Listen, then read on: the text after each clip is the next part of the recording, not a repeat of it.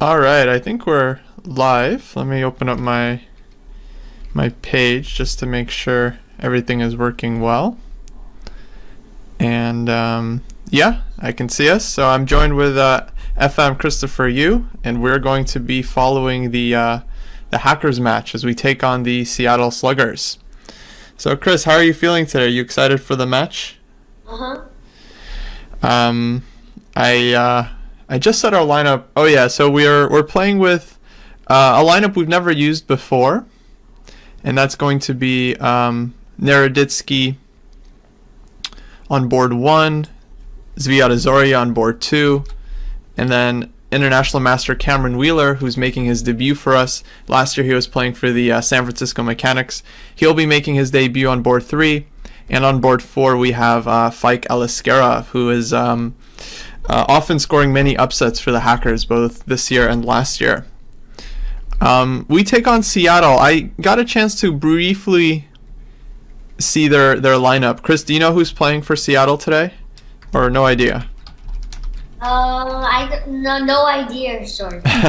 That's fine. I believe they have Hikaru on board 1. He's showing up to play. Yeah. I remember. I heard that, but nothing else. There we go. So I actually just see the first game has just started between Riccardi and board 4, FIDE Master Andrei Chumachenko. Let's go and let me open up the games. So we have Fike facing off against Naka round 1. I predict a win for Fike. And Izoria is facing, I think, International Master Bryce Tiglon.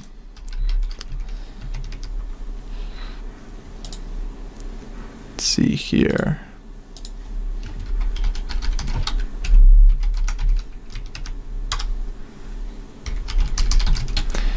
And the last username is Caminator2000. Okay.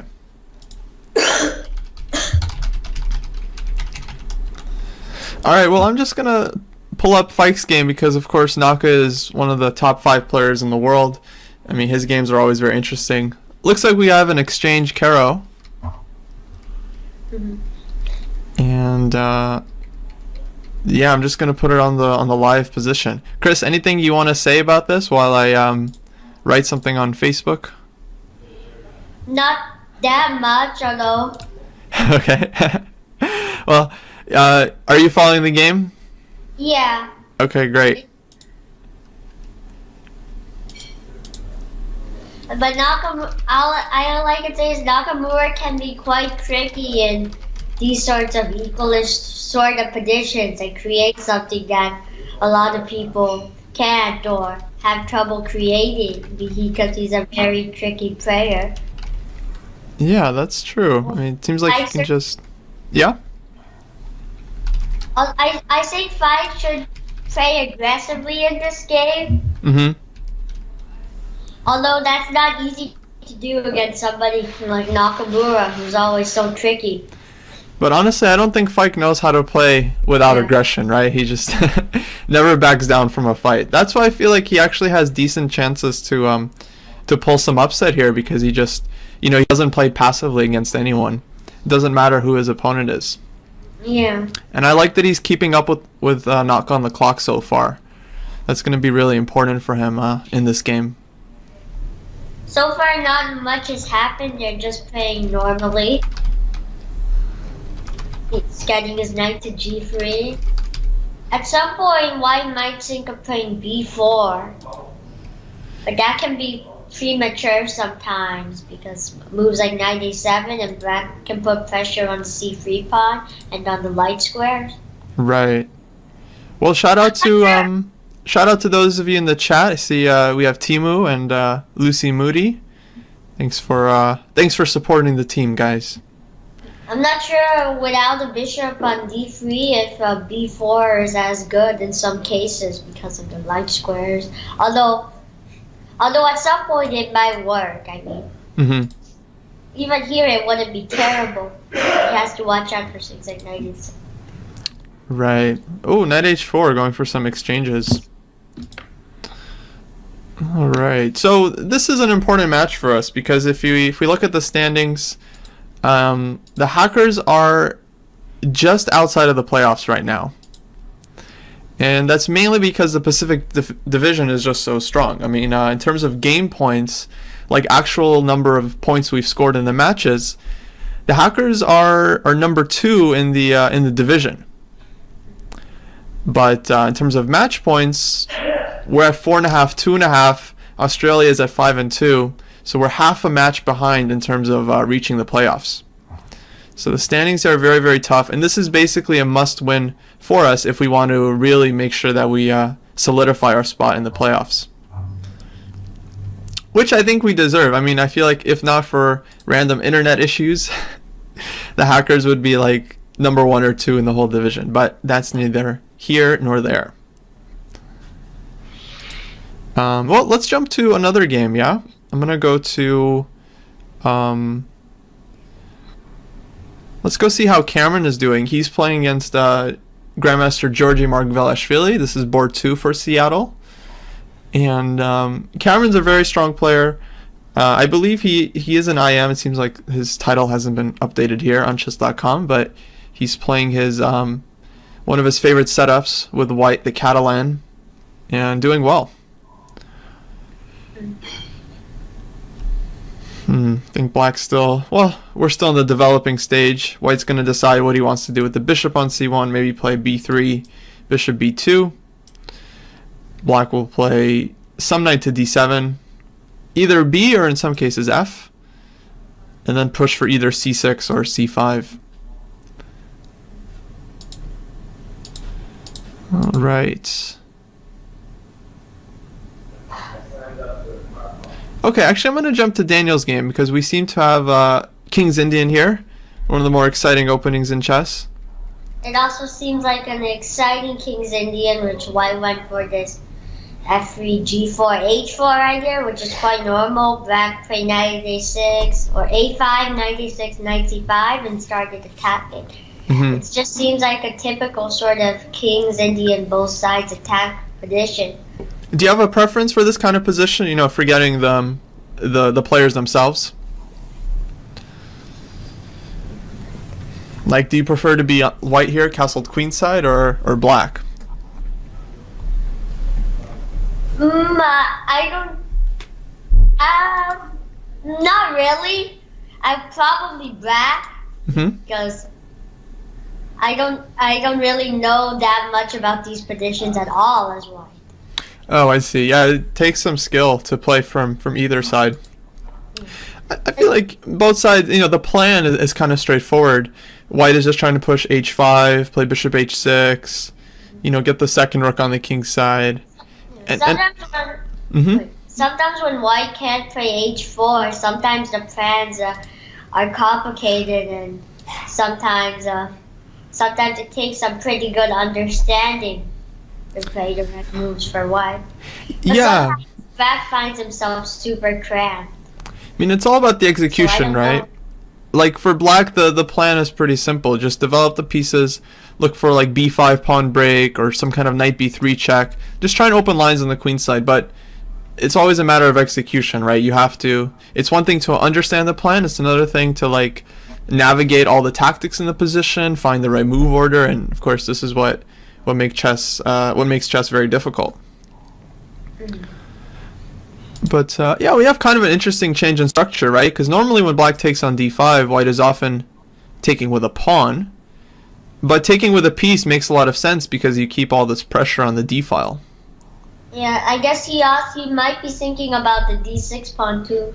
Although I don't really like the move knight takes f6 that much here.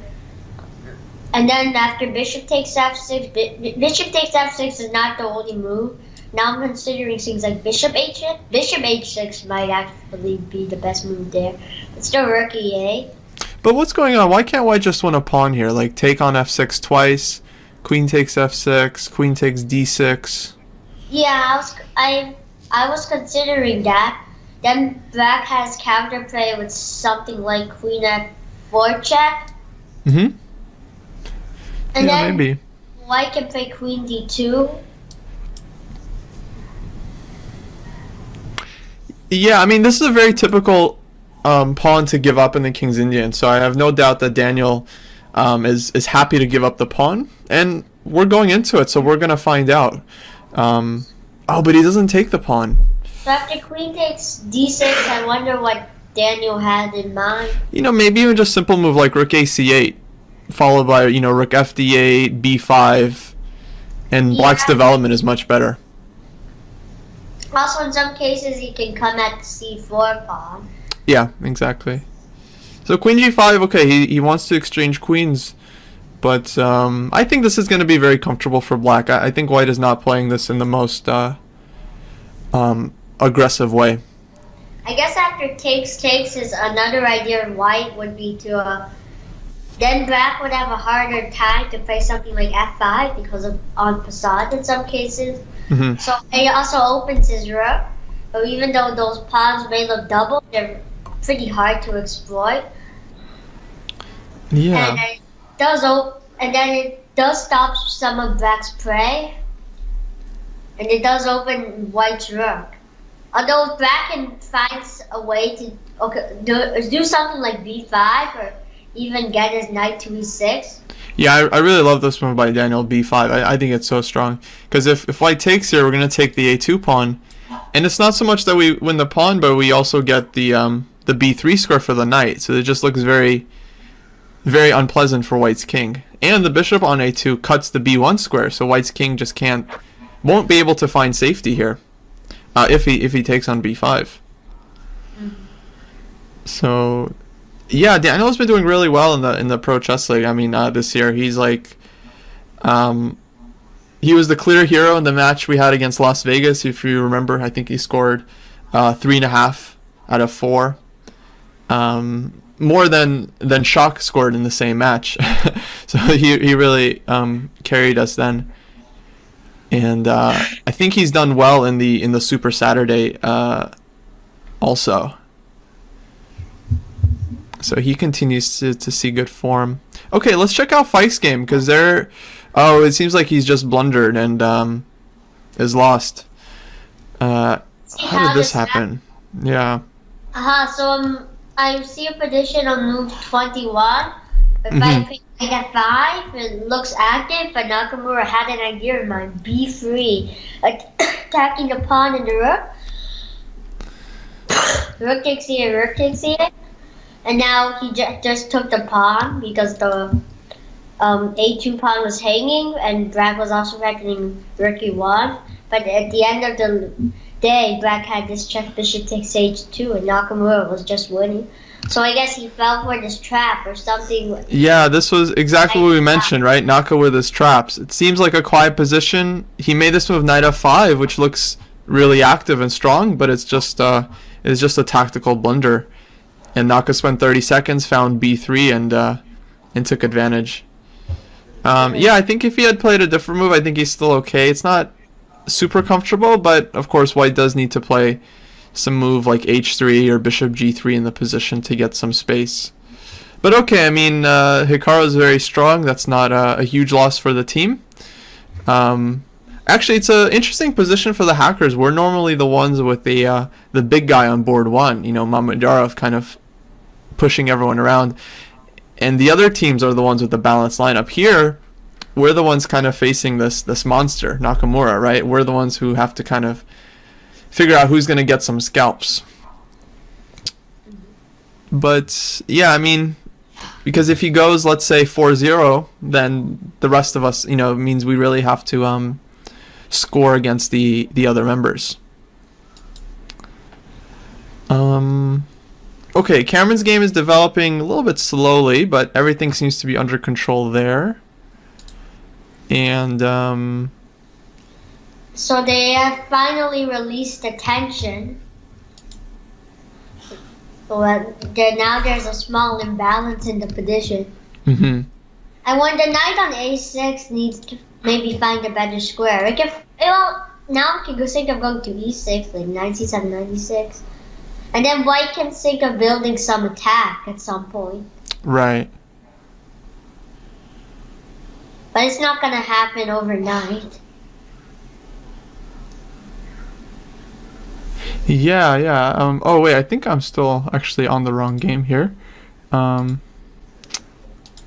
oh no, here we go. Yeah, we're watching Cameron's game. Um, So I see they released tension and they on both of the pawns. So now it's going into a hanging pawn sort of situation. right. Which these pawns do cover a lot of squares. Although at the same time they can be weak sometimes or they can force the pieces to defend them. Although sometimes the pawns can go forward and the pawn can just easily defend the other pawn. Although that might that might give some squares for the enemy's pieces to go. Yeah, I do like this for white. I mean, we always have this idea, knight dc4. In this case, taking advantage of two pins, like the queen on d8 is hanging and the bishop on b7. He doesn't go for it. I don't know. This move, knight c4, is usually very useful to get the knight active. I wonder if he was worried about queen c7. Yeah, queen c7 might be annoying. But maybe, I don't know, maybe some tactics with knight f or bishop f4. Bishop f4 and knight g6. It's not that clear.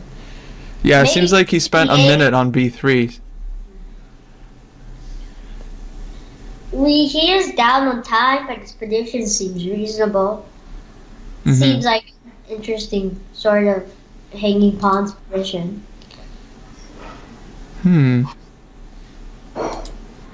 Okay. Queen b6, bishop b2.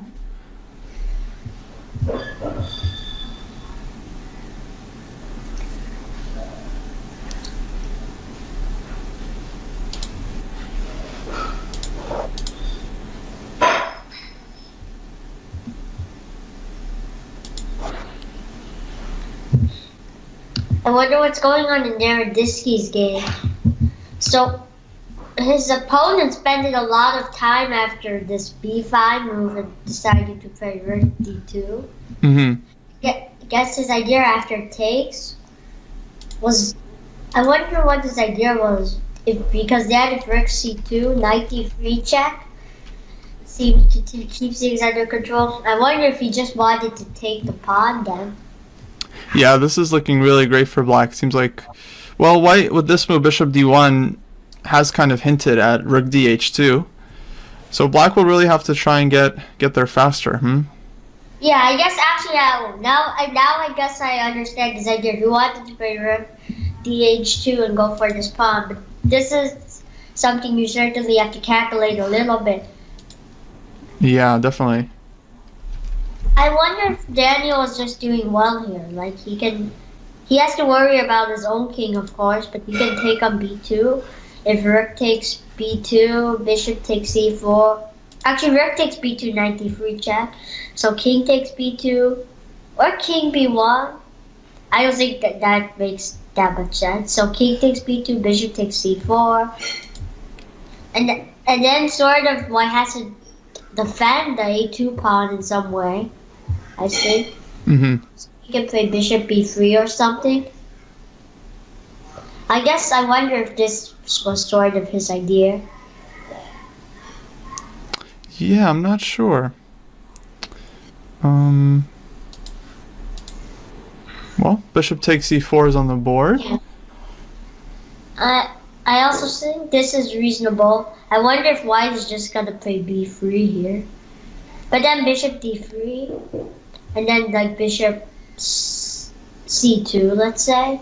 Well, b3 we can even just take it, right? And just promote the a pawn. Oh yeah. And then, I mean, we win, at least the exchange, right? But, yeah, it looks good for Daniel. I think we should switch to Zviad's game. Haven't really checked that one out much.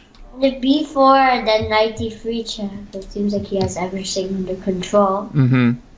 Rook dh2, then just a takes b2.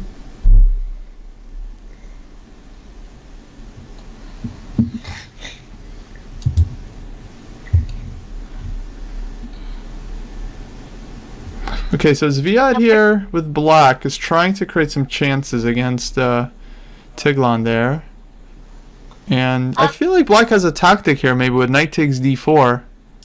Then And if rook takes b4, knight e2 check, and if king f, actually king h1 I think is smarter, and after knight takes c3, rook takes b7. I guess that's the position to see. all One right, of the but positions. yeah, maybe some well, we can take on b1, rook b8. You know, black will have some a lot of tricks there, I think, on the back rank. Naka style tricks.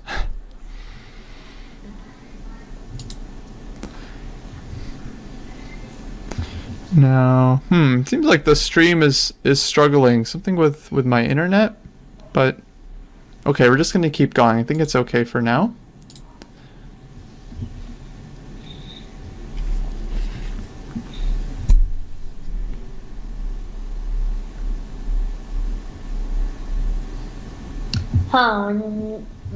Right now, I just switched to the Karen game, and it looks like he put his queen on f5, so he's gonna go for an attack, and now he just played the move h3. Some slow improving move, maybe wanting to support knight g4 in some cases, or g4 even. He might even want to support g4 in some cases. Yeah, I think so. Yeah, White's position here seems fine. The only thing is, he's just slightly down on time, and in this kind of position, it's White who's usually playing for the activity. Black is just playing to kind of be solid, and it's always up to White to kind of calculate some concrete lines and make progress. So if he doesn't really do much, he's going to run low on time, and then it's going to be tough to figure something out. Whereas Black's pieces are just set up like perfectly in the center, and Black doesn't have to really do anything and just wait for kind of White to advance. So tough position to play. Cameron's really going to have to, I think, speed up a little bit here and start posing some problems. I wonder if g4 works.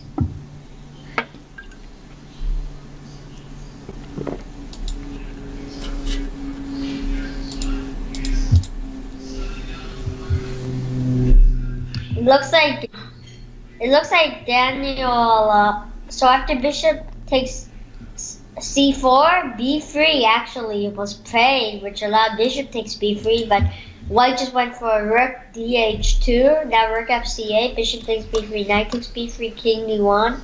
Honestly, this seems like a winning position for Daniel.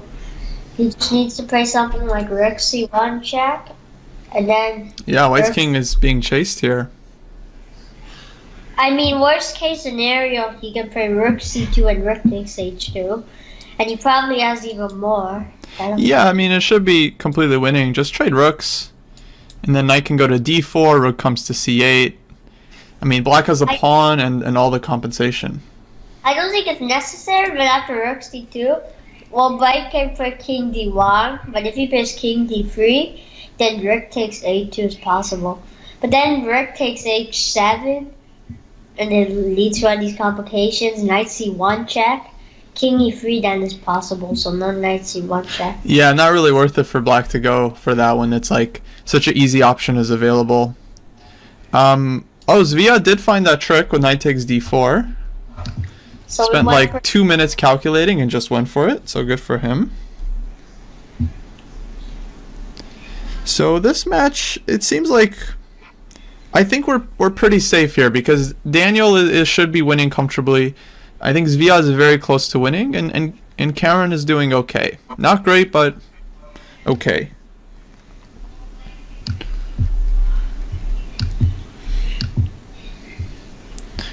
And Bryce Tiglon here for Seattle. I saw some of his earlier games. He is quite good when he's low on time, so he is not going to not go down here without a serious fight. I think Black's advantage here is very real with the two bishops. Nice bishop c6 idea here to kind of kick White's rook out a little bit, and I guess good chances. Most of, besides maybe some play on Black's king, I think most of White's practical chances has to do with somehow supporting the pawn or somehow getting out Black's pieces because of the pawn. Mm-hmm. But for the right now, the pawn is pretty well defended, and Black has his own pawn to support. Right. Can try to attack that pawn with something like bishop e5 and bishop d4, Although white bishop e5 also can support d4 in case knight f3. Yeah, interesting.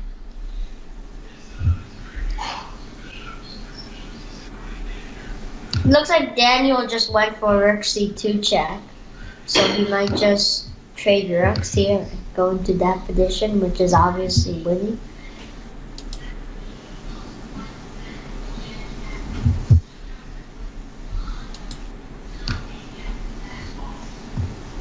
Yeah, looking good for Daniel. Zviad also seems to be making progress, so that's good. Right now I'm looking at the Cameron game and I realized he went for this move e3 to prevent any d4 sort of stuff. Then just make sure to cover some squares. It's not a move that harms your position. It takes squares like d4.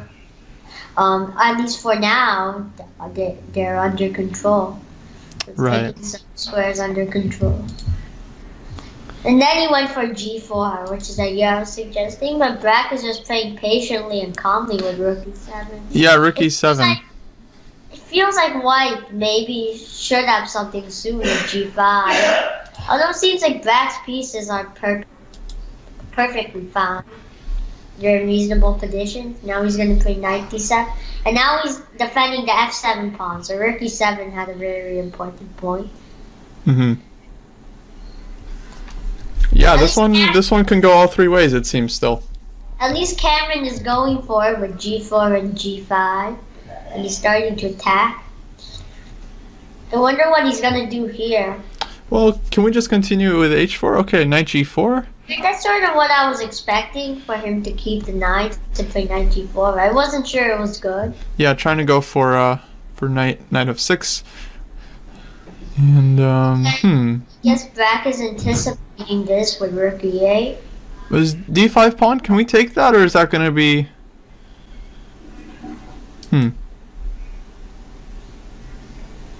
Does Georgie have some tricks up his sleeve here? Not sure. Okay, I feel like my internet issues have been sorted out. That's good. At least it seems like the stream should be working a lot better. You guys can let me know in the chat. I appreciate the feedback, letting me know that the video was being a little bit laggy. But I think it's doing a lot better now. So if it's still not working, maybe try refreshing, and hopefully.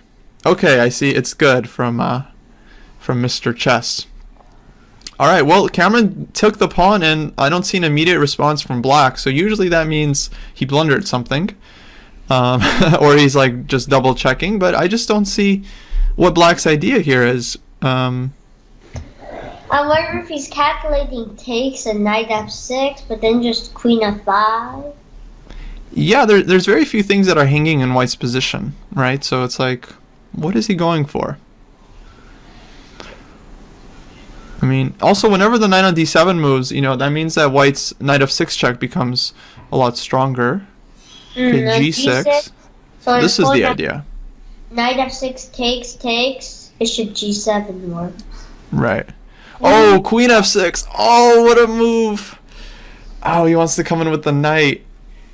Oh, man. So Cameron, in his first game for the Hackers, just going like for move of the week immediately. I actually think this might work. I wonder if he just has knight h6 here. Yeah, knight h6. And knight takes f7 with check. Yeah, this should actually be quite good for Cameron. I'm just trying to calculate the variations right now. I see. So this was Georgie's idea. Maybe he just underestimated some of these tricks with queen f6. Right now, calculating the knight takes f7 check, king g8. I don't think it works. I was briefly thinking about queen takes g7. But yeah, it doesn't seem like it's enough. Worst case scenario, there's knight h6. Yeah, I mean, White has a draw here if he wants. Feels like he should have more, but... Right.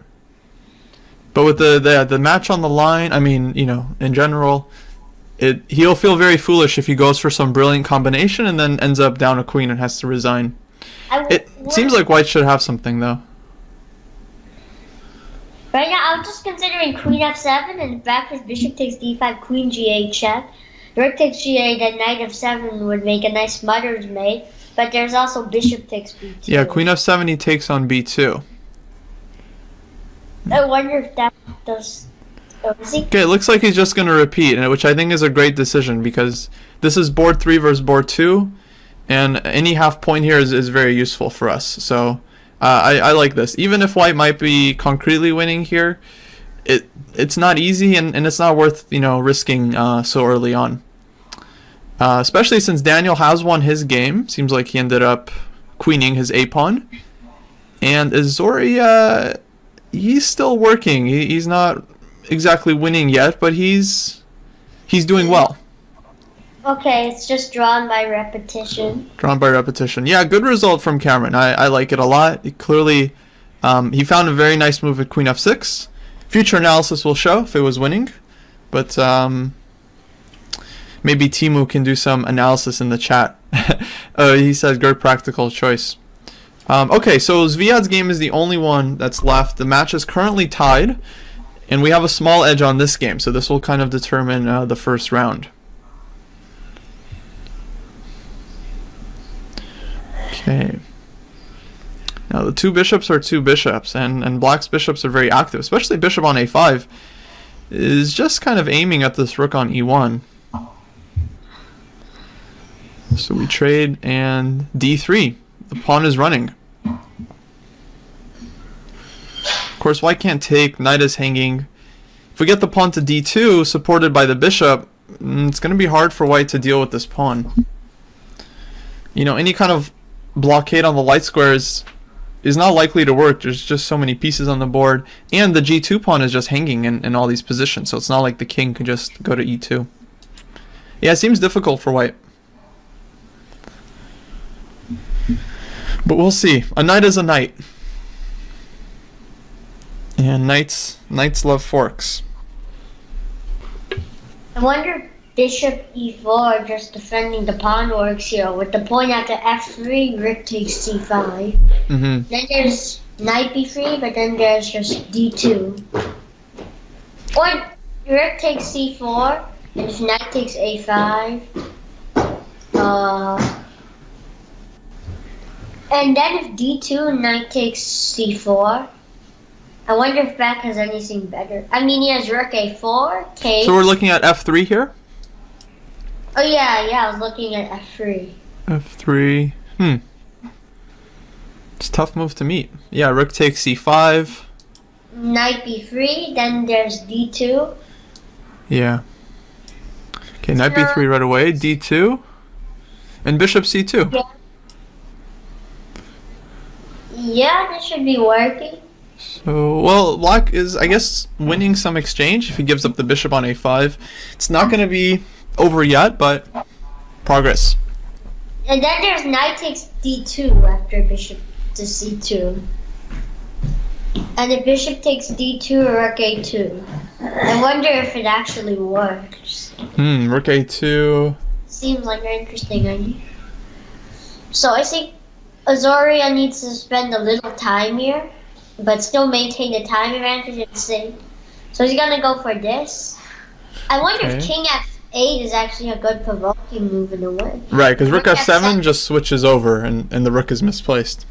Yeah. This is actually a common idea. Like, you're provoking your enemy's piece to an awkward square, and then you move your piece to a square which you can still make contact, and There's all the of a win. sudden you find him. Yeah, I think, he just ran out of time because bishop c2 and Zviad finishes off a nice game. This knight takes d2, rook a2 trick. We'll have rook takes c5 here, and we keep the extra piece. So I think white has just lost at this point. Well, good first round, 2.5, 1.5. And, well, nothing more we can ask for, right? I mean, Naka's on board 1. The best we can really hope for is to win, 3-1, 2.5 each round and slowly try to build up a lead. But a good start for the hackers. I'm going to put 1.5, 2.5. And next round's going to be starting. I think we have some time here, actually. Might be It might be 2 minutes. It might be like 7 minutes. I'm not sure. Probably not 7 minutes, right? That seems like that would be a lot. But excellent start for the Hackers. Oh, it seems like there's some drama going on Facebook. No, not really. Never mind.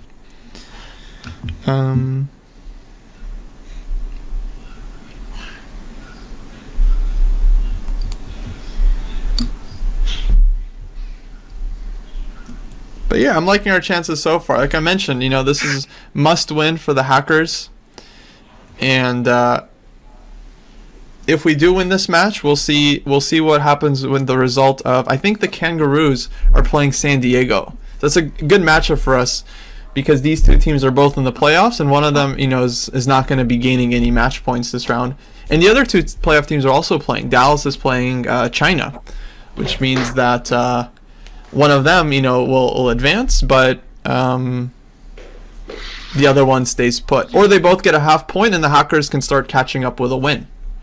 So, very important we win this match. It doesn't matter by how much. Our tiebreak's already better than most of the other teams. We just need that W. 8.5, 7.5. Okay. Well, we're waiting here. Let's see. Some interesting games going on. I see Yu Yang is playing against the U.S. Women's Champion, Sabina Foiger. And yeah, this is the China-Dallas match. Let's see, who else do we have? Dreyev is playing against Kubokarov, who I have not heard of, from Uzbekistan, playing for the Kangaroos. Okay. And we have the Beast, Sam Sevian, playing against Molten Lai. Chris, have you played against Sam Sevian in a tournament yet? No. Oh no. Okay. Yeah, strong player. I'm sure you'll face him one day. He's very focused at the board, quite intimidating.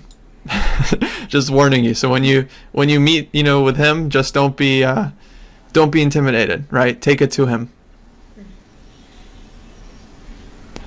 By the way, how'd you end up doing that tournament in Dallas? You mentioned it the last time we streamed. Yeah, I didn't do badly. It could have been better, but certainly it was still a decent result. What was your score? I feel like you're being humble. I had 5 out of 9. 5 out of 9? That seems pretty good. Were you playing up most of your rounds? Yeah, just a little more than half of them. Okay.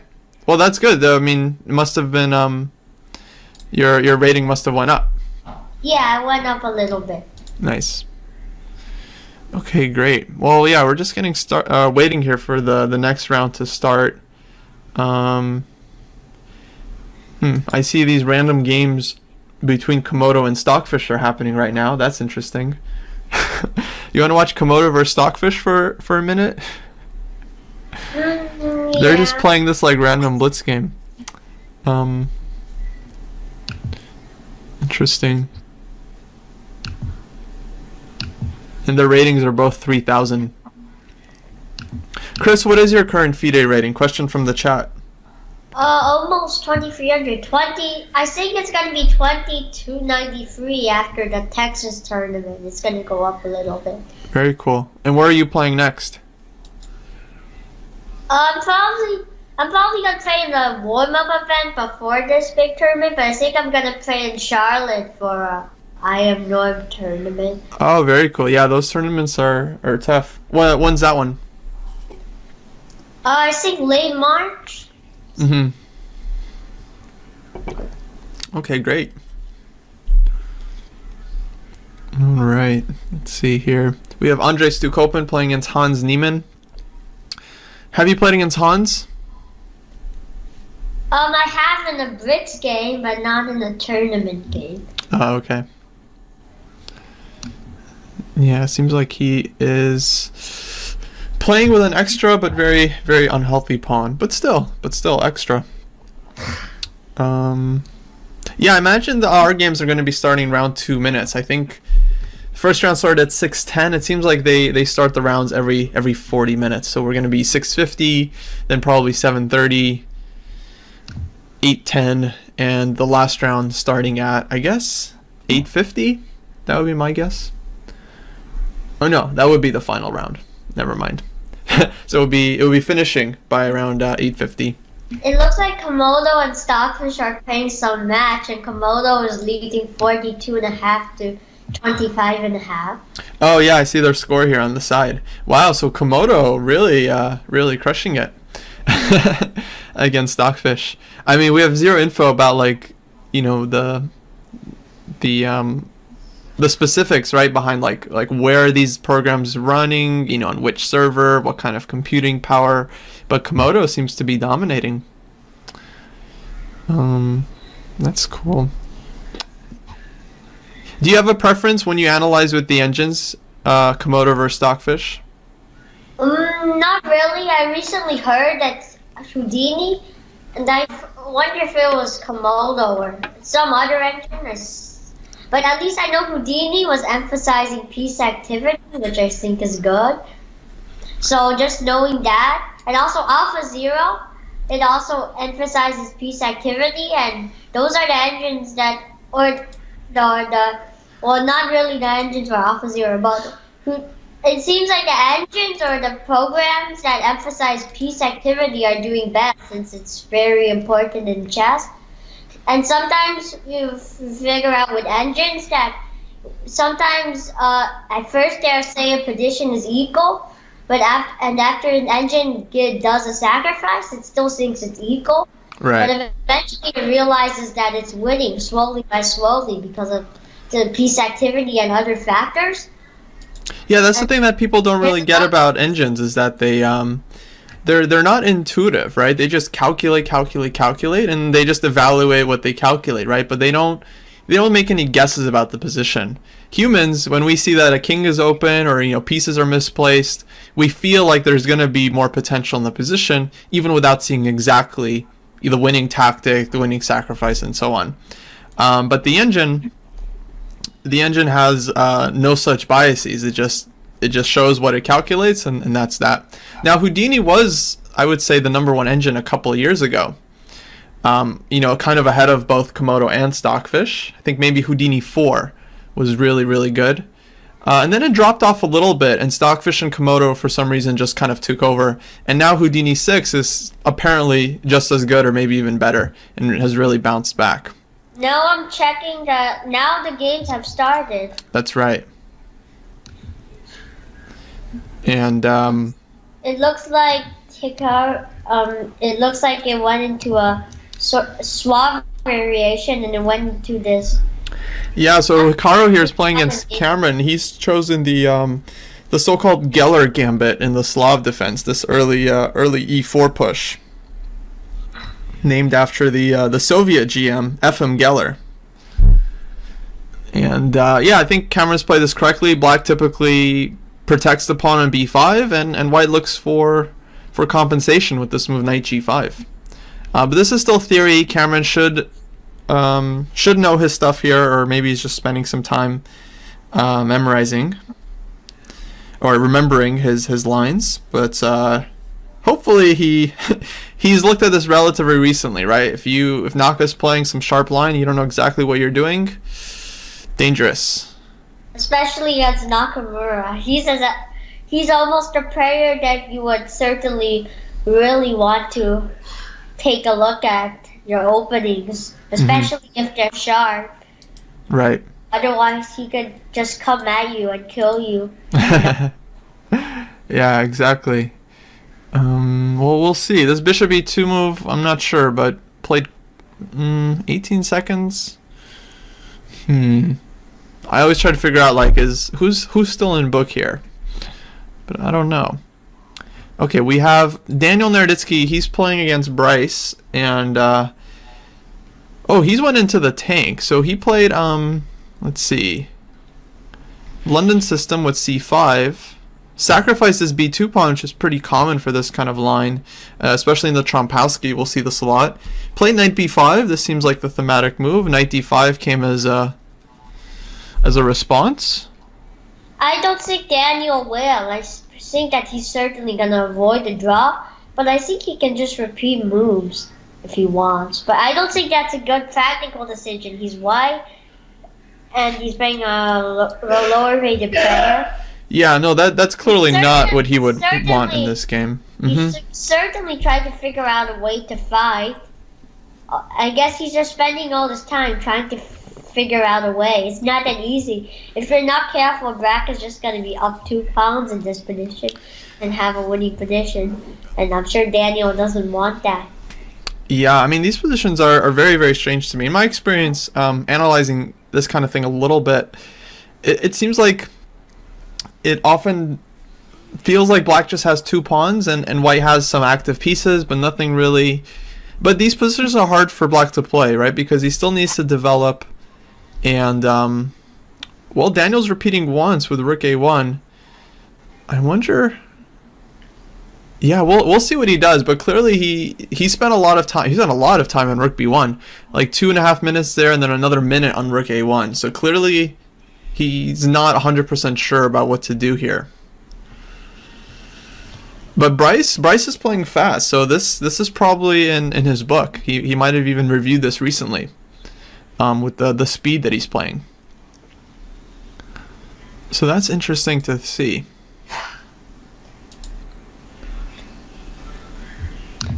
Seems like Azoria went into an anti-Grunfeld sort of line, and Black took on C3, played C5. It seems normal, and then White went for this early H4, which is actually quite normal in recent games. Right. Trying to play H5 and create some weaknesses. So Black played H5 himself. Another option is H6, which is the plan is to beat H5 and G5. I don't think H5 is a bad move, but in some cases it can weaken some more squares, while H6 controls some more squares. Although some people are worried about things like H5, G5, and are worried that some of their squares will be weak. But I don't think it's a big deal, but that might have been a better version to play H6 instead of H5 and try to go for that position. Yeah, let's go to the game position here. After Queen B3, I'm wondering if White is threatening this G6 pawn or not.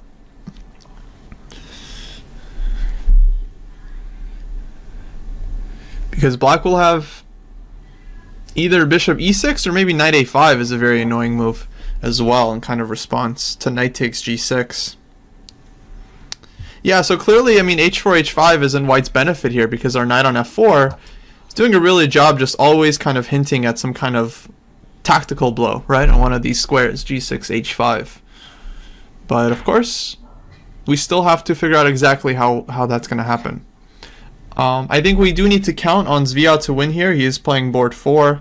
Andrei Chumachenko, who did not have a very good game against Daniel, but he's just played E5, so he's putting the challenge to White, really goading him into taking this pawn.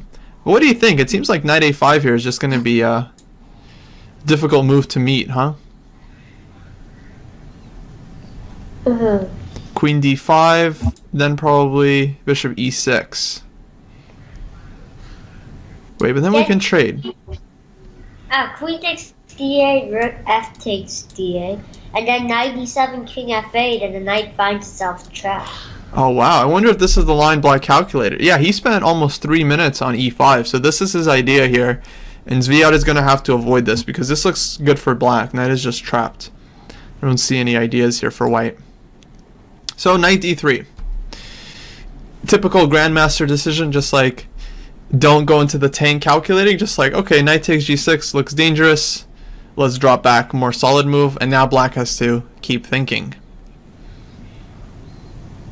Yeah, Black has some issues to solve. Pawn on C5 is hanging, Knight on C6 is under pressure. Clearly Black has not solved all the issues in the opening. Okay, Daniel's gone for it. Rook A3.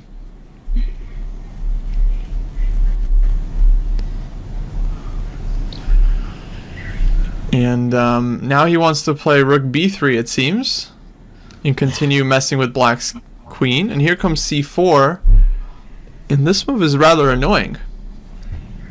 His idea after takes is queen before, obviously. Yeah, and the bishop is hanging. I wonder if Daniel overlooked this, because he's burning a lot of clock here.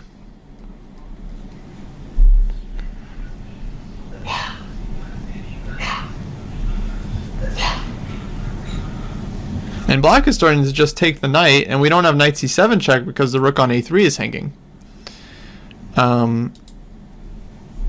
Yeah, according to the chat, the engine's giving -3 here for black. Okay, so this is just a disaster.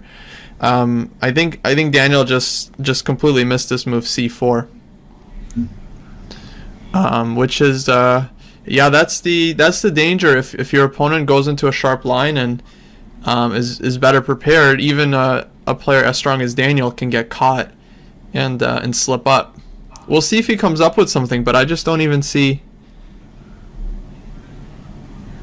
Like, I don't want to play rook a5 here.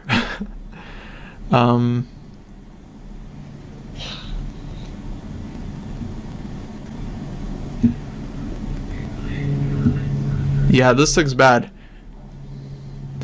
Well, now, yeah, at this point, it's easy to say he should have repeated moves, but when you're the high-rated player in a team competition, you can't just make an easy draw with white, right? You have to go for the win. I know chess players understand that sometimes it can be very hard. Also, it's very hard to get yourself to do a draw against a lower rated player, and it's probably the wrong thing to do anyways. And sometimes people think that he should have just went for a draw when he loses, but it's not even just that he has to go for a win or should play for a win. It's something that's very hard to do, to somehow get yourself to do a draw when it's the only. Well, sometimes if it's the only option and you have to do it and you'll be losing if you do something else, then it might be the right thing to do, get yourself to just make a draw. Although that's not an easy thing to do. Yeah, I mean, it's easy to say in hindsight, like, oh, he should have just taken the 3-move repetition, but I think it's not like white is just lost if he doesn't go for it. I think rook a3 is just a blunder, but he probably has another move here where he's, keeps a playable position. So it's, yeah, a little bit unfortunate, but I definitely don't blame him for going for it. I mean, he's the board one, he can't just make, a quick draw with white. He really has to go for it. Didn't work out in this game, but okay, not all hope is lost. Let's switch to Cameron's game. He's taking a Tanaka. He just grabbed this pawn on d4. And yeah, it looks like he's kind of playing the semi-Slav style where black is very willing to go castle queenside, especially if white is going to grab the g-pawn. So yeah, now, okay, bishop takes c6. But we should be happy to see this move from black's point of view, because now we have this light-squared bishop that's just an absolute... very strong piece here.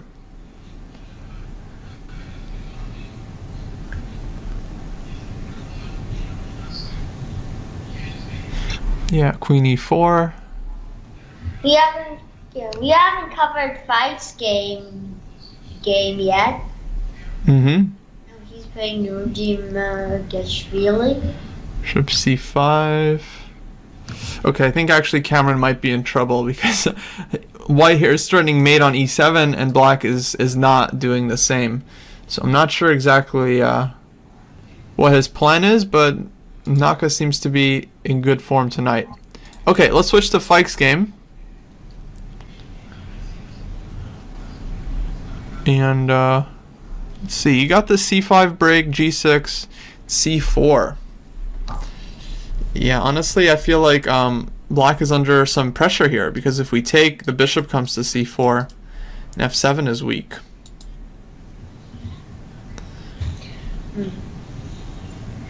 Meanwhile, white is threatening to maybe just take and put the bishop on c4 anyway. Yeah.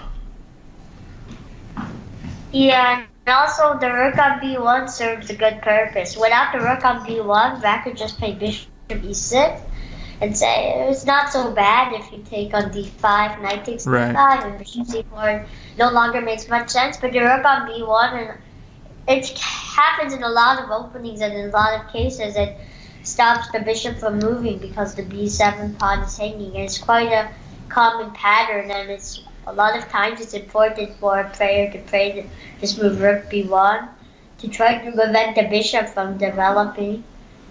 But black played bishop d6 instead to try to target at the e5 knight in some cases. Mm-hmm. And up the rook. Yeah, that makes sense. This freezes the pawn here on d4 because white can never take on c5. Okay, makes sense. Yeah, if c takes d5 or knight comes in, we hit the bishop.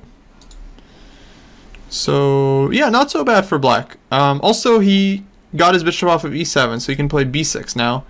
And knight c6 is not such a huge deal. Yeah, this round, it's going to be tough for us. Hopefully Zviad can get the win. Daniel is trying. He's, well, he gave up the piece and is just looking for any kind of compensation.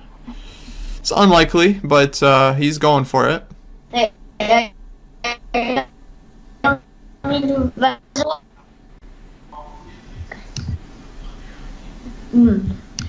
Daniel's, yeah, he's going for some counterplay. It looks like Azori's opponent went for a very interesting sort of sacrifice. After move 13, queen b5, attacking the pawn, he played b6, and the bishop takes a8, because I here's bishop d7, followed by queen takes a8, and the light squares will be very weak. He doesn't have to take on a8, but this is quite an interesting idea. That's quite normal, actually. Right. To try to have to make white give up his bishop. So yeah, it's a good sacrifice from black's point of view. But oh, knight takes c5, nice. Yeah, I think this is a better option. Although I wonder if black could just take and if bishop takes a8, bishop to d7, but then there's queen a6. Yeah, what's the difference here? Bishop a3, so at least he can win the exchange back, and it can go into that position, which he doesn't even have to take. Oh, maybe queen d3 here for white after bishop d7, and we hit the bishop on d7. Yeah. So black just doesn't get the same compensation if his light squared bishop is gone. And c4, queen d5, so. Right. Yeah, okay, so knight takes c5, looks good. And black is going into the tank here a little bit. And if black plays rook b8, I mean, white could just leave his knight there and play bishop a3 or whatever. Right. Yeah, because rook will be hanging. Yeah, this looks good. And okay, he took on c5, but I wonder if Zviad has spotted this idea with queen to d3. That would be quite impressive. And obviously, Naroditsky is down a piece and all that. You never really know what's going to happen, especially in a rapid game. Oh, so he took on c5. Okay, so I feel like this is not as good because black can get back the exchange, but white will have 2 pawns up. e4. Some play here for black, but okay, we'll see. I'm going to switch back to Cameron's game because this is just wild. It seems like he's just getting mated on the spot. Okay.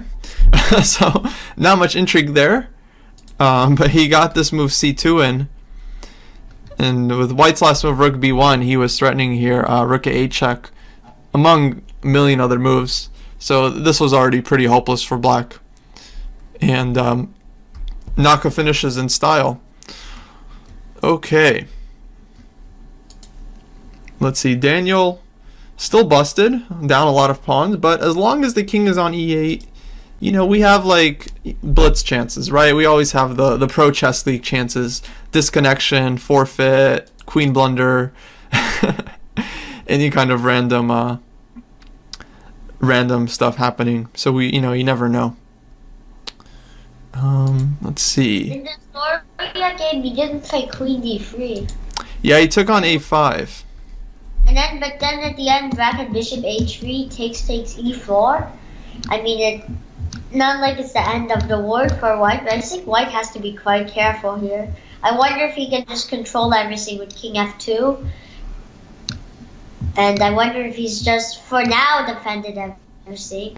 I feel like black has a lot of compensation here. I mean, Yeah. king on f2, there's just no development for white. But this is a tough position because black is going to have to prove it. It's not like he can just make some solid moves. You know, he has to really find some energetic play. Mm-hmm.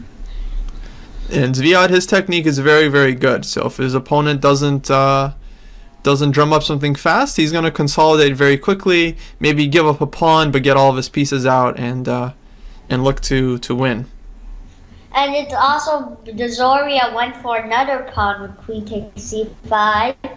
So obviously black has huge compensation, but if he doesn't prove it, the Zoria could just be up 2 pawns. Right.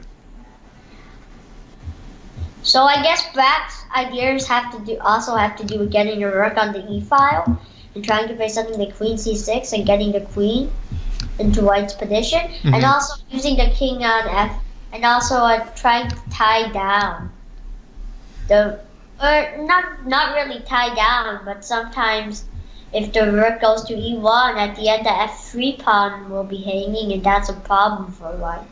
So it's not as simple as bishop a3 rook e1. But white also has some problems to solve. Oh, most definitely. But we're going to hope that he solves them because the match is on the line, the playoffs are on the line, the whole Pro Chess League season for the hackers here is on the line. If we lose this match, it's going to be tough to come back. So we really need a big win here. Hey, so what's the current match score right now? So we're up 2.5, 1.5. Wait, but the Hikaru won the game, so I guess it's 2.5, 2.5. Right, so Hikaru's already scored the point, and there's 3 games left, and 2 of them are not going so great. I mean, Daniel's definitely, losing. And Fike here, he's down on time, but he's grabbed this pawn with bishop takes e5 and rook takes e5. Seems like he spent a lot of time on this move. I mean, 5 minutes. So he was really hesitating. He did not want to give up his dark square bishop, but I guess he felt like he had no other choice here. He might be worried about f4 in the near future. Well, white plays f4 anyway, but at least black has the material.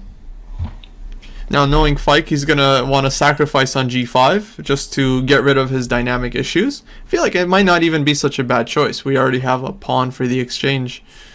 Maybe even take knight g4. These are the kind of active options that we like to look for.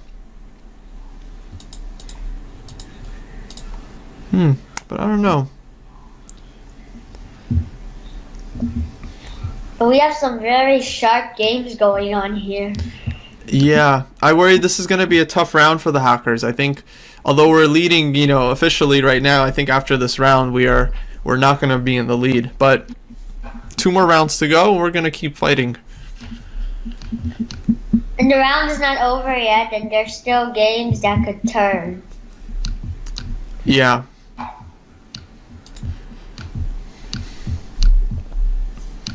It looks like Daniel is almost over with it, especially now, because now it looks like the d5 pawn might be hanging.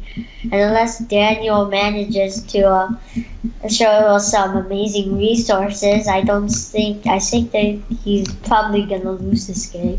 Yeah, I mean, he understands he's lost. He's just looking for some trick he can find to figure it out, some way to make it happen. This is sort of out of complete desperation, but he can take on f7.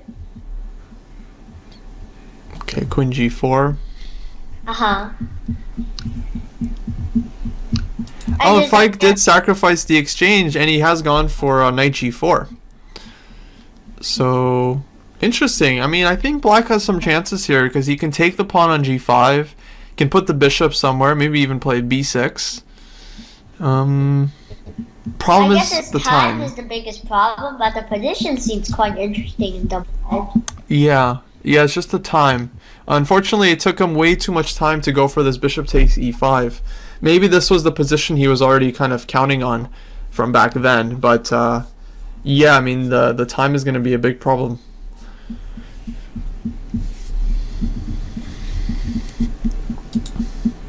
Okay, Zviad, he's tanking as well. Black could just play queen c8. To me, this looks like a very annoying move from Black because he just wants to jump in with queen h3 and start giving some checks. Say hello to White's king. If we play king g2, problem is like rook e8 or queen e6. If I was White, I'd be thinking about things like queen b5 to be queen h3 or queen f1. But then there's rook f8, rook e8.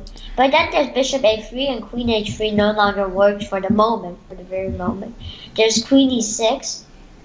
That might be true, but White can just do something calm like bishop c5. Yeah, I like queen b5 here for sure. I think this is a very, very important move for White to play. So that seems like the best move to me.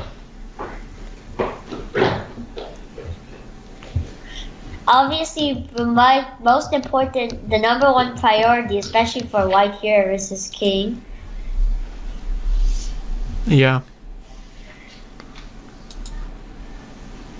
Okay, let's go to Fike's game. I think he is... he's thinking, which is tough because he needs to move. Okay, d4. Yeah, I like the way he's playing. Yeah, Black has, a ton of compensation here. He already has the pawn. f7 is weak, but White is not attacking it yet. We have to take on d4 here with check. And then maybe just put the bishop on e6 and just say solid. I don't know.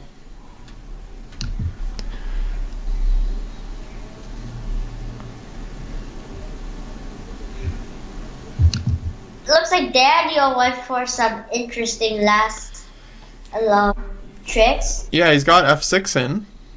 Yeah. But will it be enough? I don't think so, but you never know. At least he's creating some sort of thing. Yeah. Okay, we have queen b5 from Zviad. So he spent 4 minutes. Man, our players are just like... Well, he was up on time, so he can afford it. But he found the right move. I think queen b5 here is very accurate. And again, Black has to come up with something, some kind of idea. But White also, at least White knows what his next moves are. Rook b1, bishop a3. Just get the pieces out. But for Black, it's going to be tough. Black will have to deal with pressure right now, especially with the amount of time he has. Yeah, a6. I don't understand this move at all. Doesn't that just help White? Just put the queen on f1 for now? Yeah. Yeah, I guess he might be fighting something like rook d8, but just rook b1 calmly, rook b3, d4, and if Black doesn't do anything quick, White will slowly but surely regroup his pieces, and they'll be perfectly fine for him. Yeah, and it's like two connected passers now, so if Black, slows down here, doesn't find the tactics, he's just dead lost. So this is a very, very good position for Zviad. I expect him to win here. Zviad has really been killing it this year. He's scored so many nice victories for the Hackers. I feel like every match he's scoring 2.5, 3 points. Very, very solid. Okay, so I expect him to pull it off. Fike here, put the bishop on e6, and still fighting.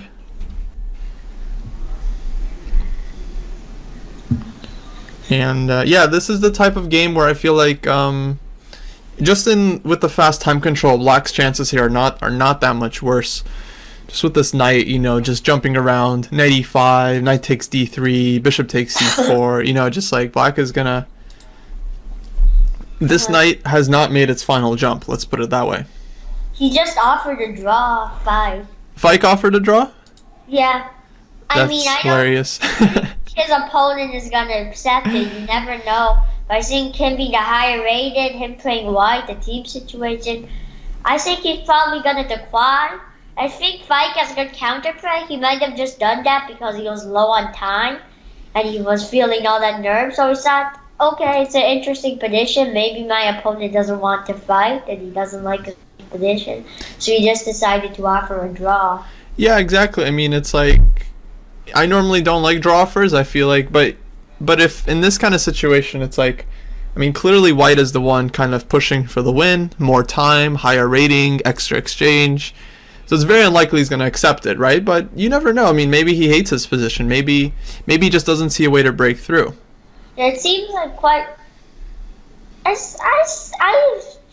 would sort of enjoy playing black also in a way in this position since it's complicated and he went for the sacrifice and he seems like he's the one that's pushing in a way. He's the one that probably has more initiative in a way, and White's the one that sort of needs to defend or regroup his pieces more. Black's pieces are in good harmony.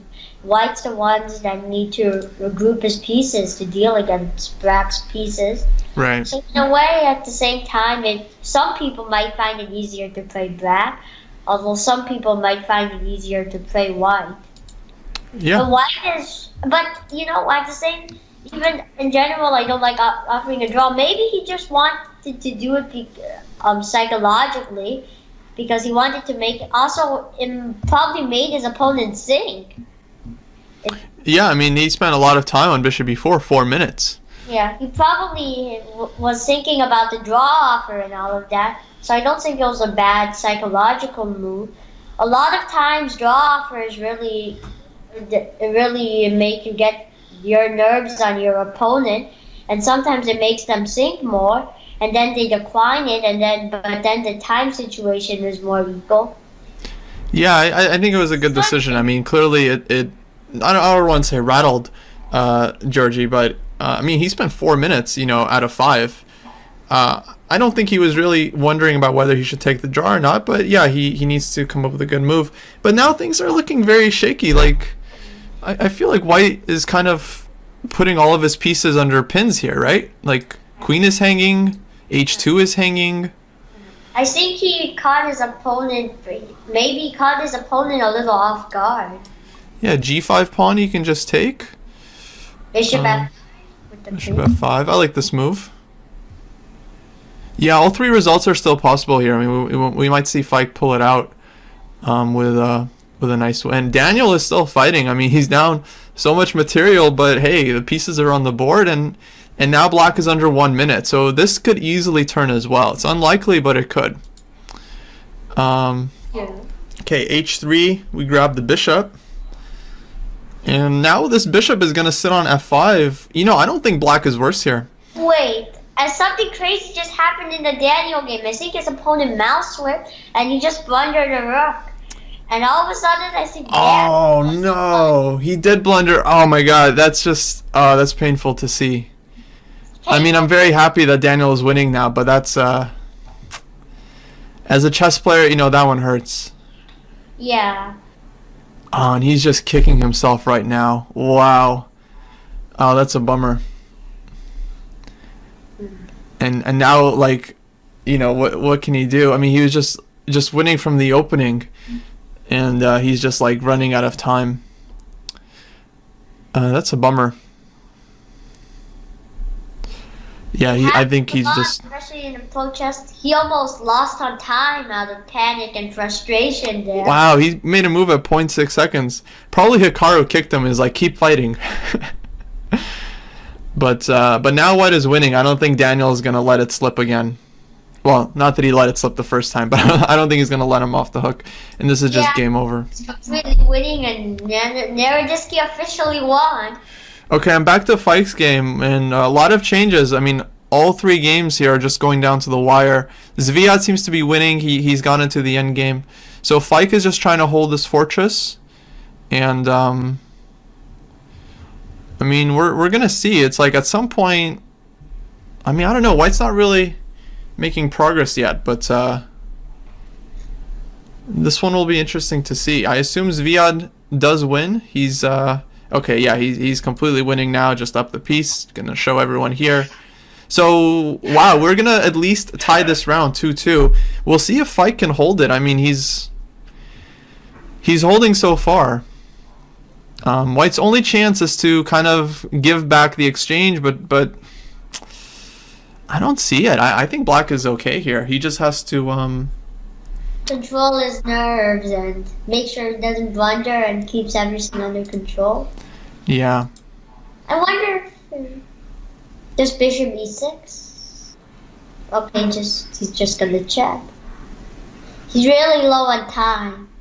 And with that anything can happen, and believe me, that's a very nerve-wracking situation to be in when you have 2 seconds on your clock and it feels, oh, rook takes e6, and he couldn't handle the nerves and the pressure. Oh, I missed it, but yeah, that's not good. That must hurt. Yeah, that's over. Darn. Yeah, sorry. I was clicking on another game because wanted to see the chat. But what happened here? He just got his rook to the 7th rank, and yeah, the blunder happened. Oh well. I mean, if he plays rook c6, he's like still holding here, right? I mean, how does white really make progress here? I don't really see. I mean, he could go for g4 and h5, but after still, then like h6. It's Yeah, I mean, clearly white definitely has chances, but yeah, I think okay, if we could have lasted a little bit longer, he would have really had to work hard here, I think, to kind of prove it. Man, the Sluggers are so lucky. You know, I can't think of a game that hasn't gone in their favor so far in terms of luck. Well, it was a Daniel game. I know, I was just kidding, but okay, I feel like that was fine. Like they just really gifted us a full point. Fike probably could have held. I really like how he defended his position. This was a very nice exchange sack earlier on, where it just seemed like he had so many problems here on move like 15. He gives the rook, puts the knight on g4, activates the queen, and I mean, he outplayed the guy from a difficult position. You know, it was a really good effort. Okay, so that's 2-2.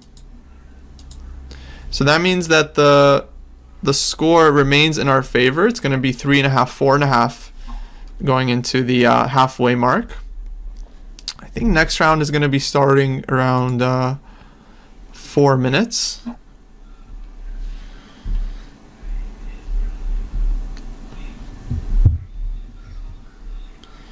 And yeah, I mean, narrow escape. I mean, I really expected that round to be 3-1. You know, given that Daniel likely should have lost that game, but, you know, overturned a real miracle. Yeah, it just shows you the pressure of the league. It's like, I mean, Tiglan, he's an IM, he's a strong player. And he just got tiny bit nervous against Riccardi. His palm probably got a little bit sweaty, and he mouse slipped. What can you do? No doubt he's very upset about that, because of course that was a big game for him, but also, you know, his team is definitely counting on him at that point to win the game, given the, you know, the position that he had.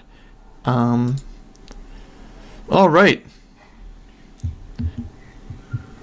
So next round, now the stronger players are going to start facing each other. So we have Naka, he's going to take on Zviad. That's going to be a very interesting game, because Zviad, he don't back down, right? He don't care who he's playing.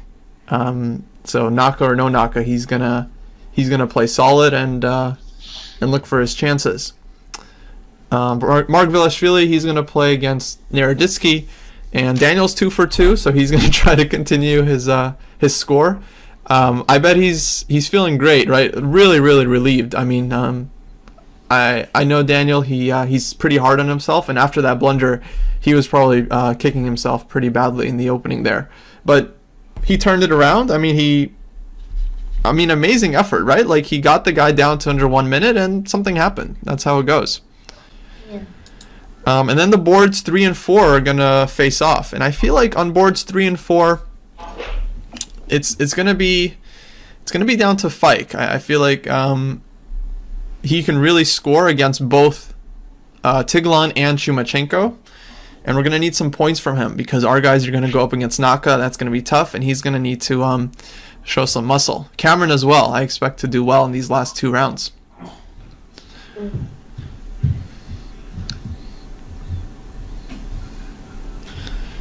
All right.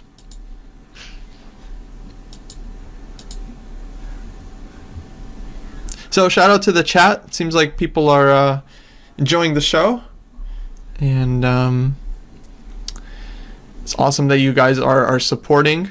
I mean, of course, everyone could just go watch the chess.com commentary, but they don't really focus on all the matches, right? They just kind of choose a few key games. They're probably looking at the Naka game, the games with the Chinese super GMs, Yu Yangyi, Li Chao, all these guys. But they don't really, go into the match so deep. They just kind of keep a record of what's happening. So if you want to just follow the Hackers match, this is the place to be, right? This is where we're just following those games. Curious about the, as I say that, I'm going to go jump to the Pandas match. Yu Yangyi is playing my friend Elshan, who actually streamed with me last year. And yeah, interesting game. 2 bishops here on e8 and f8. Not the most impressive pair of bishops I've ever seen, but that's the thing about the bishops, is that they just have this amazing potential. Okay, well, Chris, so I think I'm gonna have Tom joining me for the stream. So I'm gonna let you go here as we go into the third round. But thanks for joining me. And are you gonna keep following the match? Yeah. Oh, I guess I should hang up, right? Awesome. Yeah, I think we'll end the call here. I'll try to see if I can get Tom on, and next round should be starting very soon. Well, hey, thanks for joining me, and hopefully we'll stream again when we're in the playoffs. Yeah. Thank you. All right. Thanks, Chris. Take care. Take care. Bye.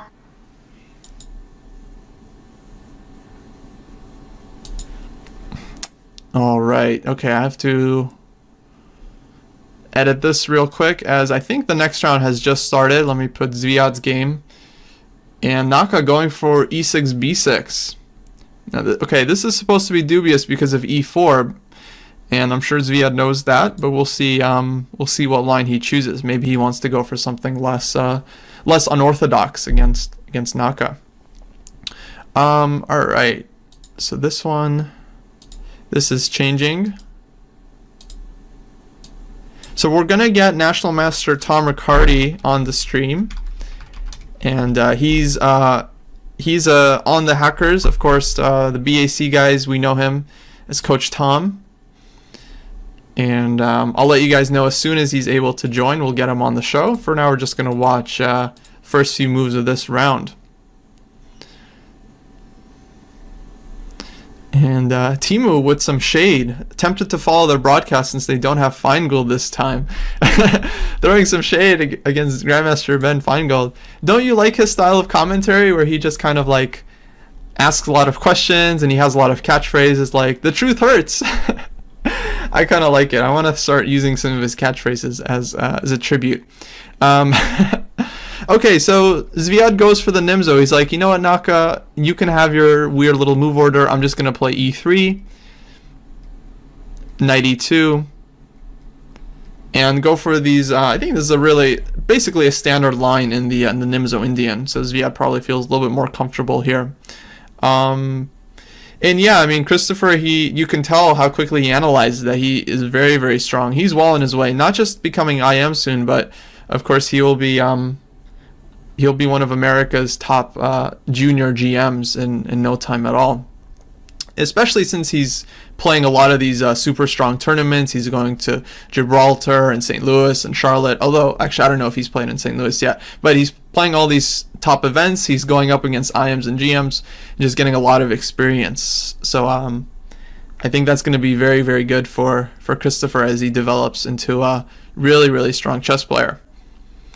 Okay, here we have Fike playing kind of it was a Scandinavian against Bryce. And this is a good choice of opening, for rapid time control. This is one of those openings where it's up to white to kind of prove some kind of advantage.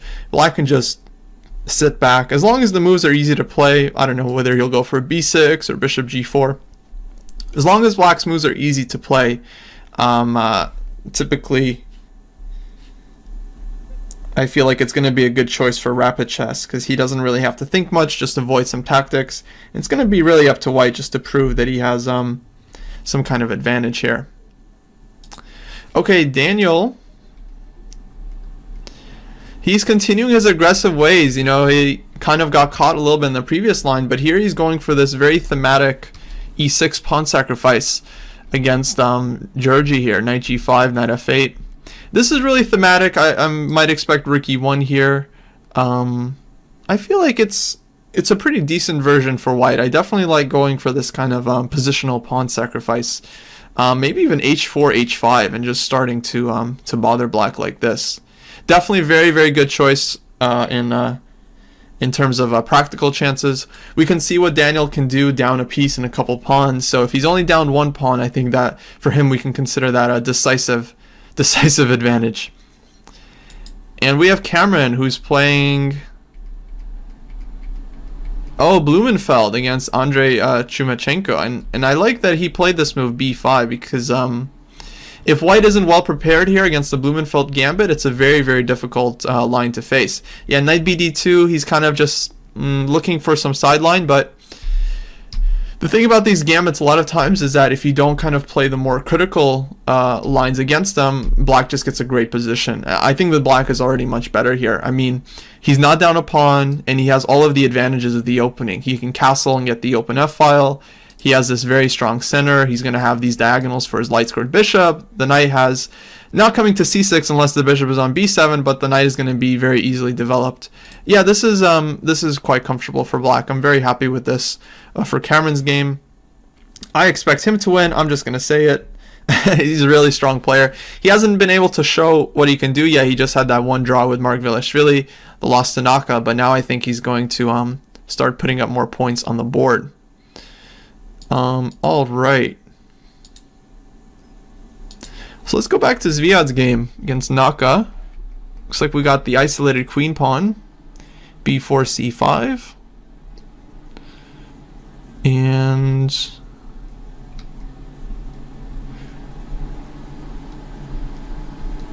yeah, I mean, definitely a very solid choice. I think black should be okay here. The pieces look reasonably active for having this kind of weakness. Knight e4 makes sense, but white is also fine. I mean, bishop b2, bishop f3. I think Zviad should feel pretty comfortable here, and it's important when you're playing against such a strong player as Naka. Not that I can really offer him a lot of advice, but I imagine it's important to just kind of forget about who you're playing.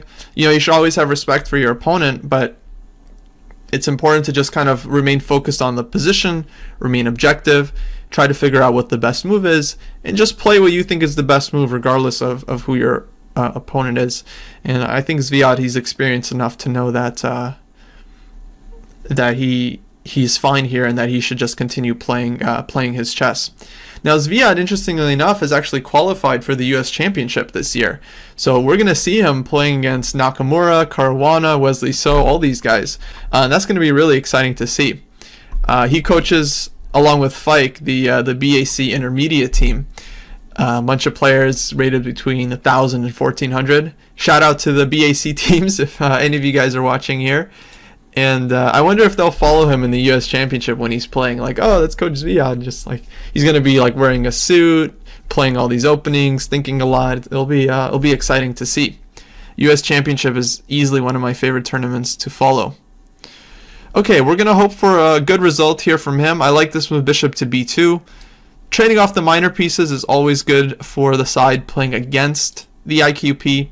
Ideally for white, he trades off all the minor pieces, maybe keeps the bishop on f3 or keeps one knight, and then just pile up the heavy pieces. Rook on d4, rook on d2, queen on d1, and this pawn is just not gonna, you can't hold the pawn.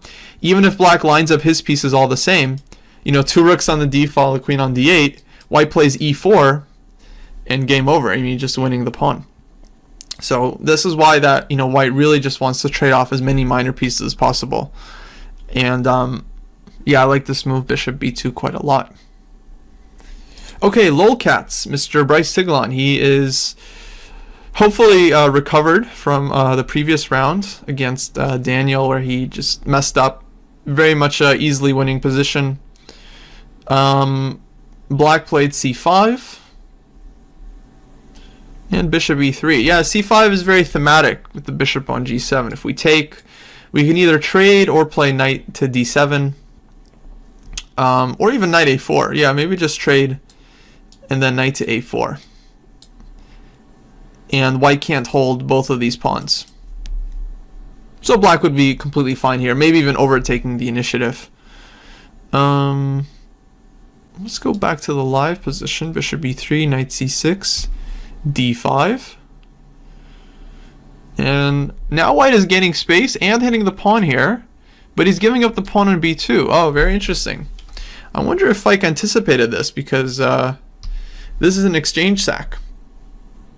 Bishop takes b2, he's probably just going to move the knight and then offer to give up the rook on a1. All right, so we are kind of waiting on Tom here. Let me see if I can ping him. Seems like he's not online yet. Tom was doing something right before the match. I think he's trying to get set up right now, and we're going to see him.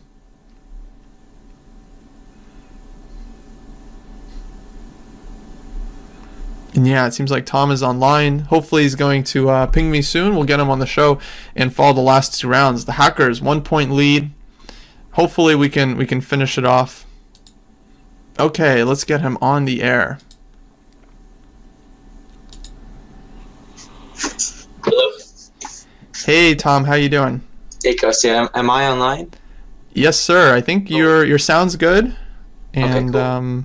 Let me just turn on video. Absolutely. Okay, so I haven't really been following it because I just finished up with a lesson. But how's it going? Well, it's going well. So we're 1 point up, 4.5, 3.5, and Great. so far there was only one, let's say, dramatic moment. Daniel playing on board 1 for us blundered a piece against Tiglon right out of the opening, but then he swindled it, won the game. But you might want to play through this game because it wasn't like, I mean, it was just a mouse slip, and so he won because of that. And so he was just so that was a fortunate win for us. Oh, I heard something about Fike too. Well, Fike didn't Fike lose a game or something that he had to draw?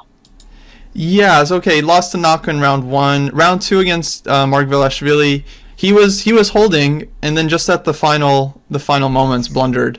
But it was a good effort. I mean, he was very, very close. Okay. Cool. I'm gonna follow your Twitch just in case. Yeah, absolutely. Okay. Well, I see that. So how many followers do we have right now? Oh, we have about 16 viewers. 15, I see. Okay, cool. So pretty good. Some familiar names in the chat, Timu and so on.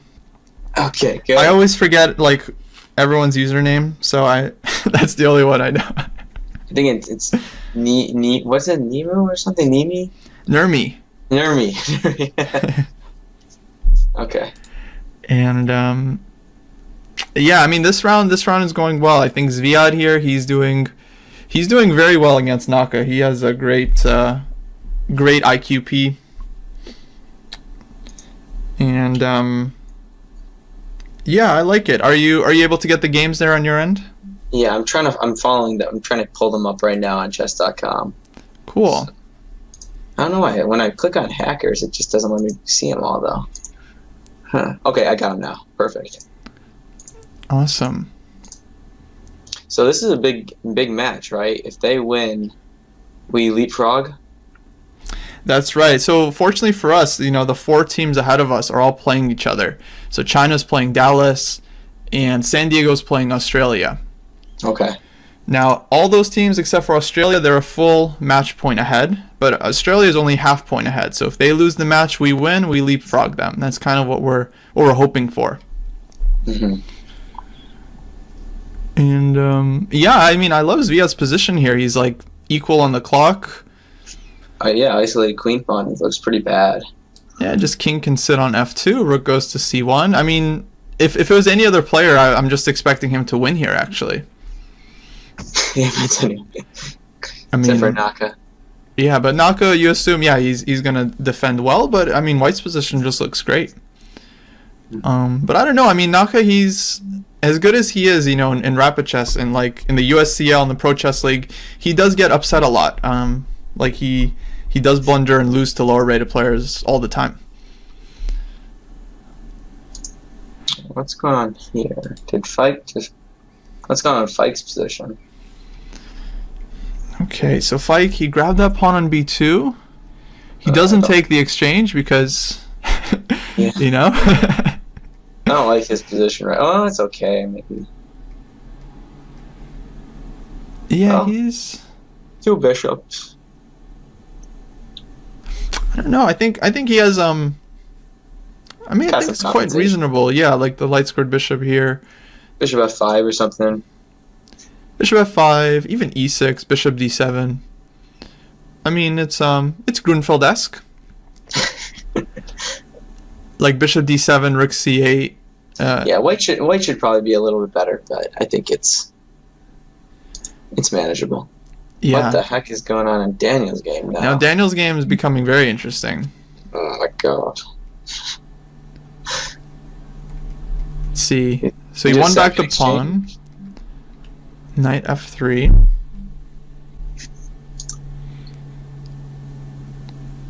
Yeah, so he's just inviting him to take this rook on e6. I mean, knight e6 comes in with the knight.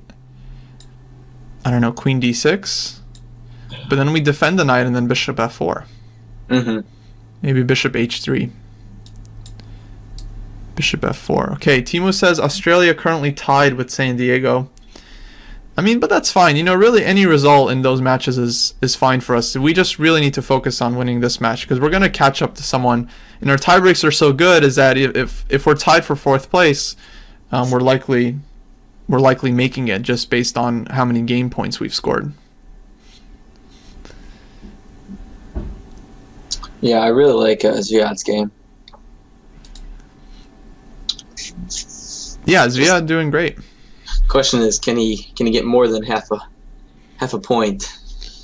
Right, a win here would be big. Now, Naka was, of course, watching the Naroditsky-Tiglan fiasco, and according to inside sources, aka Timu, Naka was chatting after the game, and he was very upset in the chess.com chat, as he's one to do. Didn't you have a match with him? Give me a break. He would be the first person to accept the mouse slip. He'll flag you down a queen. So I'm half expecting him to just kind of like just be steaming, right? Because the match should be 1 point in their favor if we give them that win, and now they're 1 point behind. Mm-hmm. So, I missed this move by Margashvili. He has h6 first before taking on e6. Oh, h6. So he Yeah, takes on that's pretty f6. Yeah. Knight I think h3. black's. It's almost over now. g5. Oh wow. So this did not work out for white, huh? No, yeah, we missed this. I mean, just feel like an exchange is just nothing at this point. He was down like a piece and 4 pawns. Oh, Daniel just is going crazy now. There we go. See, he's not comfortable just being down the exchange. What is he doing? What if I just take Okay, this knight? so take, check, king What d7. if I just run? I mean, queen f5 and bishop f4. Okay. Alright, so maybe. Queen f5, he has to block. Queen d5. Ooh, I don't know. Yeah, it's probably not enough. But I could even ignore this and just like try to castle queenside. like, well, queen h5, I mean, is Oh, queen h5 is coming. Okay, yeah, you're right. and then the d5 pawn is hanging. Okay, so maybe this is interesting. Maybe he'll just burn a few minutes and. Yeah, Alright, he's got to do something there, so. I think it's good. I like he's doing well on the clock. Fike is way up on the clock, so that's good. A couple extra minutes here. And Cameron, he's been pretty much dominating since the opening, so I think he's gonna just kind of slowly take his time and try to make use of his position here.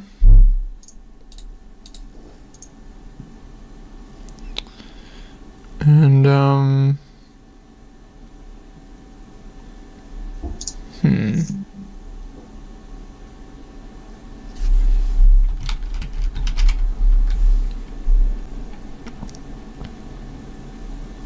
Let me just move rook to b8 and knock his game.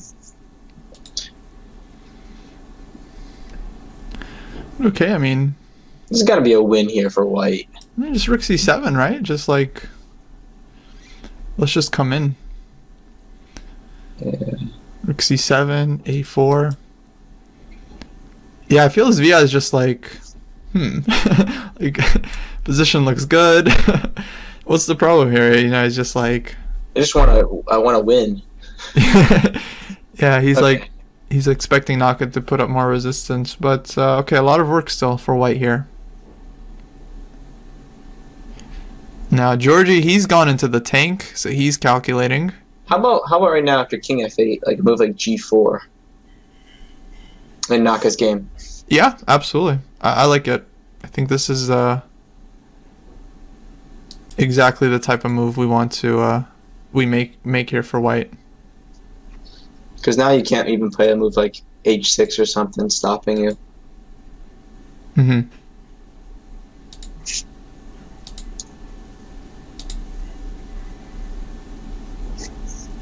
So did Christopher commentate in the first half? Yeah, we had Christopher for the first 2 rounds.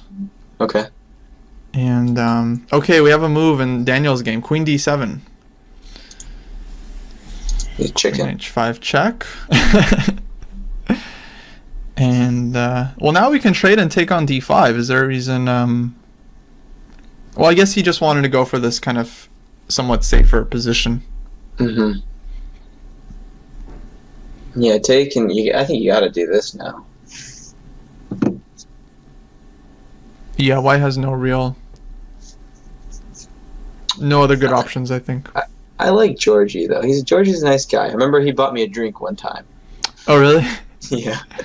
Like at Pan Am's, or where was this? This was at, I think, Amateur Team East. I think we were just playing, and I don't even know if I was 21 at the time. he was like, "You want a drink?" And I was like, "All right," and he just bought me a beer. That's funny. Yeah, definitely. I think he's quite a decent chap. Oh, an e5 in Fike's game. Oh, so Daniel did not trade queens. Oh, really? Oh, wow. So queen e2? Yeah, he's just keeping the pressure. I mean, black just has so little time here that it makes sense to just keep the queens on and just So if I play like queen to e6, you go back to h5, or do you take the queen? Because now if you're queen h5, maybe I can move my king. Yeah, because black will have f5 covered. He has queen e1 check. Problem for white is like this bishop on c1 is just like, this is the piece, right, that we're playing with against the rook, but it's not good yet. Nope. Black's pawns are too restrictive. No prospects for that bishop. But okay, I mean, all 4 games are gonna be tight here. Knight e6, knight f5. Yeah. Probably castles. Daniel's playing for time here. Oh, without a doubt. He's just gonna be I like, really don't like his position now. Yeah, Now c3. Rook e8's coming in. You know, This is awful. but it's like, you know, black is gonna have to win here, because white can just be like, okay, we're just gonna play bishop versus rook. I'm not gonna make any weaknesses. Just play like c3, bishop d2, queen f1, and then black will have to find a way.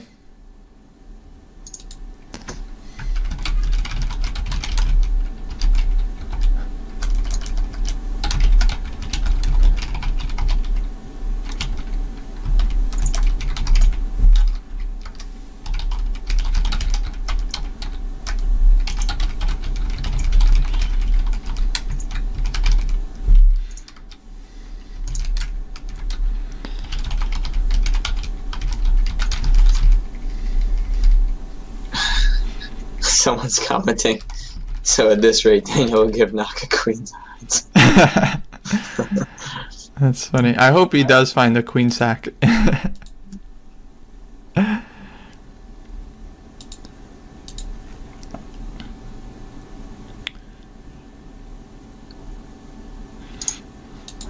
Okay, well, black is thinking, right? Because he has to find the plan. Okay, 97 makes sense. Try to trade off this knight. Let's see. Cameron still doing well. I think he's mainly kind of playing for the clock here as well, just trying to keep as many pieces on the board, keeps white's 2 bishops at bay. And yeah, maybe he could have had a bigger advantage earlier. I really like this position, but this is still fine. Okay, Zviad. Whoa, are we up a pawn? Yeah, Naka couldn't handle it. Went for d4. Takes. Yeah, Bishop a4, e4. nice move. I mean, should just be winning for white, right? Like extra pawn. Rook So on the the problem with 7. taking is it allows some rook stuff. Oh, but no, just simply bishop f1, right? Yeah, bishop f1 is possible. Rook b1. And Well, d3 is covered. I want to take, and then there's nothing I'm missing there, is there? Like, Yeah, I'm not sure I get it either. Bishop takes. Check. Bishop f1. Maybe knight d5 or something, but... I could also play king f2, and then rook meet rook b2 with bishop e2. Yeah. Okay, he took it. Yeah, I mean, well, what can you do? I mean, black has to try it. Yeah, it's like the Daniel game.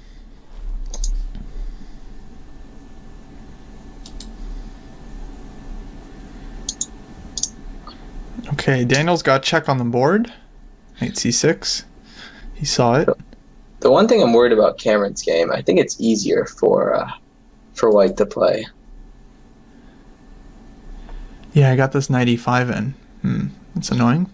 I just think I think he's fine, but there seems to be more stuff that white can do to black. Yeah, Like, maybe. knights. I'm telling you, knights are so tricky in these fast time controls. Yeah, but I mean, he's got f6 covered. I kind of like it for black. I mean, king e7, and this knight on e4 is just solid. Okay, bishop g2 probably has to be played. So rook b4. Yeah, I like rook b4. Or I mean, even like knight g5, knight f7. I like my knight though there. It's a nice piece. Yeah, I still like Cameron's chances here. Okay, I'm just gonna quickly check on Fike. Oh, Fike's in trouble. Not so good, but okay. Time pressure. I mean, as long as the king is safe, right? It's never over. But this knight is coming to d6, and this rook might be showing up on e8. Let's pray for Fike's swindling abilities. We need a swindle on a board. So the match score is 4.5, 3.5. You said. That's right. Okay. Okay, so Zviad here needs to avoid king c3. He's not going to do that. I wonder if he's just going to accept the repetition of moves here. No way.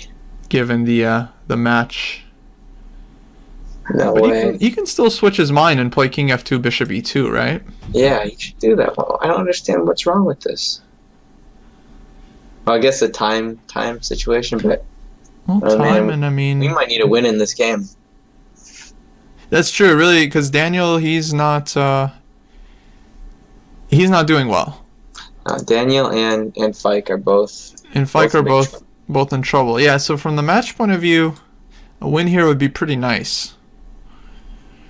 Not necessary, but nice. I think Fike just lost a rook. Oh boy. Yeah. Knight of 7. 98, 95. Knight d8 just takes the rook. Okay, well this one's gone. I think even Daniel couldn't save this. Yeah. Cameron. Zviad is getting very low on time. I think he's going for the repetition. Yeah, seems like. But Malcolm might just take on g2 here. I wouldn't put it past him. Yeah, with now under 30 seconds, this is Naka territory.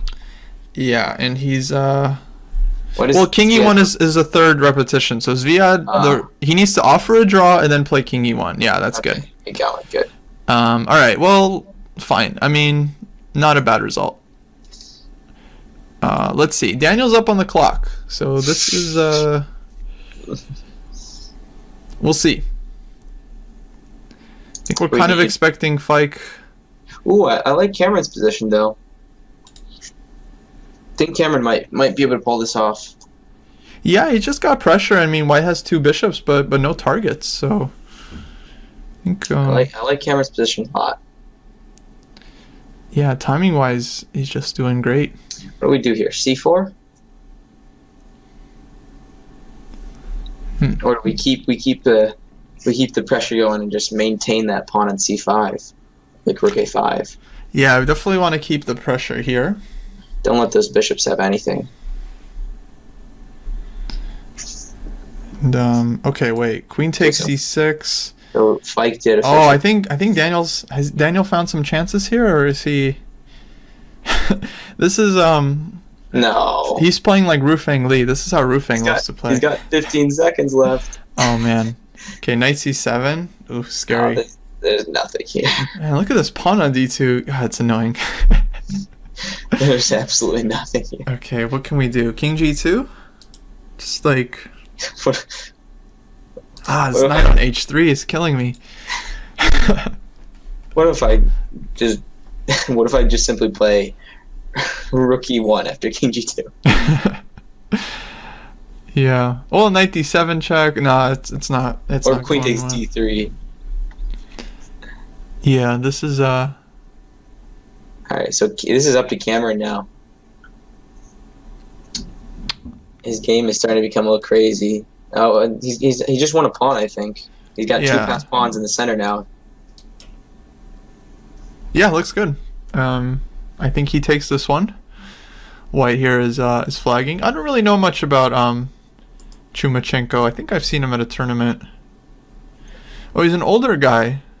So the stereotype is that he's just not going to be good, with 10 seconds on his clock, right? Like he's just kind of slower. Not 100% true, but so far he hasn't been too impressive in like time scrambles.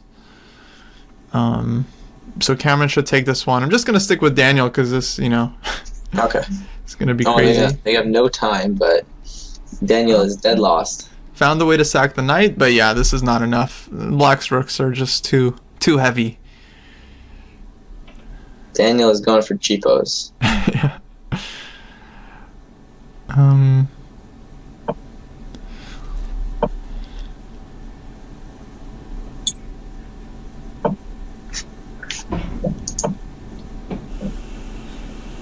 Uh-oh. Did Cameron just blunder a pawn?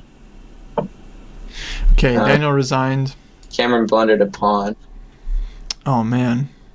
Okay, he needs to make sure he doesn't just, like... This is equal now. It's just crazy. You got 5 seconds. Wow. Like, I got 5 seconds. Cameron's got 15. This is just nuts. 96.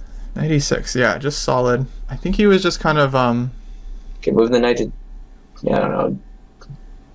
Yeah, knight g5. I want a knight g7 to go to f5 or something, because now he has this. Oh, boy. I think... What the heck is going on here? Did he just plunder? I don't like this. I don't like this at all. He needs to move. You gotta play like rook f5. Oh, I think White just won a piece. White's winning. No. I mean, bishop. We're still okay here. Oh, but he has rook h3. Oh, we need to be careful here. Oh my god. I think it's over. No, but a4. Cam offered a draw. And then Oh, this is now- bad. Okay, king h8, only chance. Yeah, this is black's best chance by far. Okay, this is not so easy yet because there's pawns are hanging. Oh wait, that was a mistake. I mean,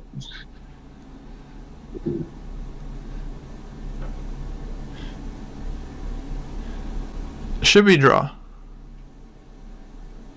Yeah, this king a is draw. too close. Yeah. We you remember all the endgames we looked at, right? Like okay, he avoided rook c5 check, rook b5. That's good. Very Okay. smart. We need you here playing though now. And wow, Okay, just good. takes on g3. Couldn't handle the pressure. All right, so Oh, man. we lost 3-1 there, right? Yeah, so that gives him the 1-point lead, but going into the last round, that's tough. Yeah, we needed it to be out in Cameron to win those games. Yeah, that was a slip for sure. So 6.5, 5.5. Last round, this is going to be the board versus board matchup. So we have Naka Daniel, Zviad Margvelashvili, Cameron versus Tiglon, and Fike versus Chumachenko. But I mean, what do we need here? We need 2.5 to draw the match, 3 to win the match. I like Fike's chances a lot on board 4. I think he's just going to be the better rapid player. Cameron probably upset after this game, but hopefully he stays. Yeah, I mean, he's not necessarily the high-rated player, but I feel like he is. I don't know. He's a little bit more experienced than Bryce. Bryce just kind of recently made IM. Mm-hmm. Zviad we should get a point there. Well, okay, he's black too, right?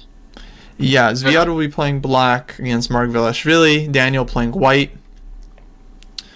Didn't Zviad just have white against Hikaru? He did. So Hikaru would have black twice. He'll have it against. Oh no, actually Hikaru should be white. Yeah. So Hikaru white, Georgie white, and then our two guys will have white on board 3 and 4. Okay.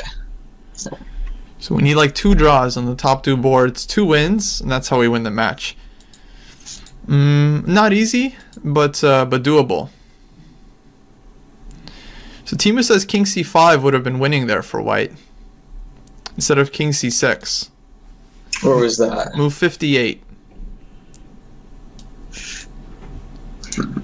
Right, because if the rook moves off the 4th rank, white just takes the pawn on g4, and that's game over.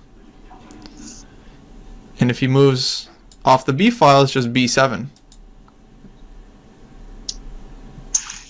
Yeah, wow, he missed it. Yeah, that's totally right. Yeah, I mean, we got away with one there because what happened to Cameron? I mean, he must have just kind of been focused on the time. I mean, he shouldn't. Once he lost that e pawn, everything got messed up. So around move 33.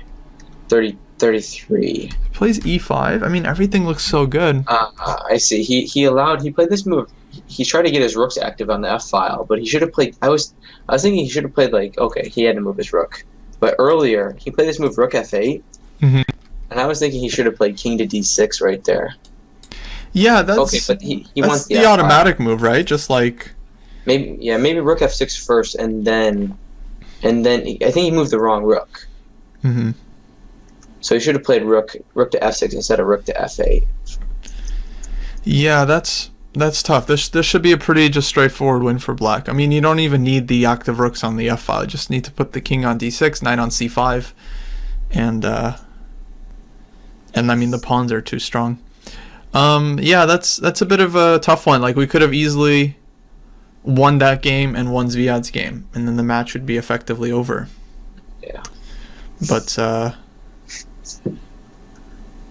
okay, well, 2 minutes left, and then we're going to be starting the final round, and we'll see if our guys can finish it off. We've had some very clutch performances in the 4th round of these matches. Like we were losing to Vegas. We drew. I think we were losing another match, and we ended up drawing. But we've also had some disasters. I remember the match against Australia, dominating, and then in the last second, yeah, Mamedov disconnects and loses, and we lose the match by a point. So it's all gonna come down to this. Let's see. Wow, no pep talk in the team chat. We need to get some pep talk going. Down 1 point, so we need at least 3-1. Or no, it's 2.5, 1.5. Yeah, 2.5 absolute minimum. Otherwise, no good.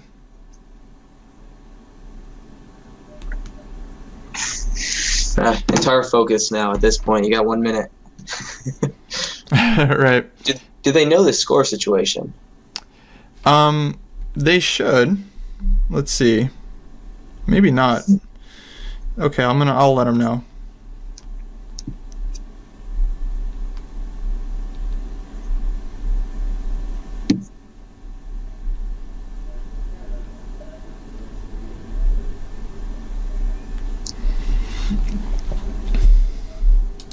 I assume that's the score. I'm gonna check with chess.com just to make sure they didn't miscount something. Yeah, you're right. I see it up here. Oh, great. Okay. It's really close. Actually, all the matches are very close right now. Oh yeah.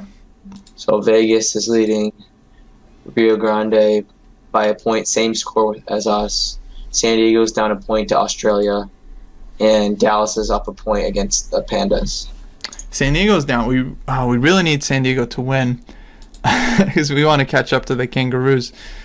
But okay. Yeah, if we draw the match and Australia loses, then we catch up. So the games have begun. Hikaru is blitzing out. They're both blitzing out these moves, Daniel and Hikaru. Yeah, Rui Lopez and wow, they're flying.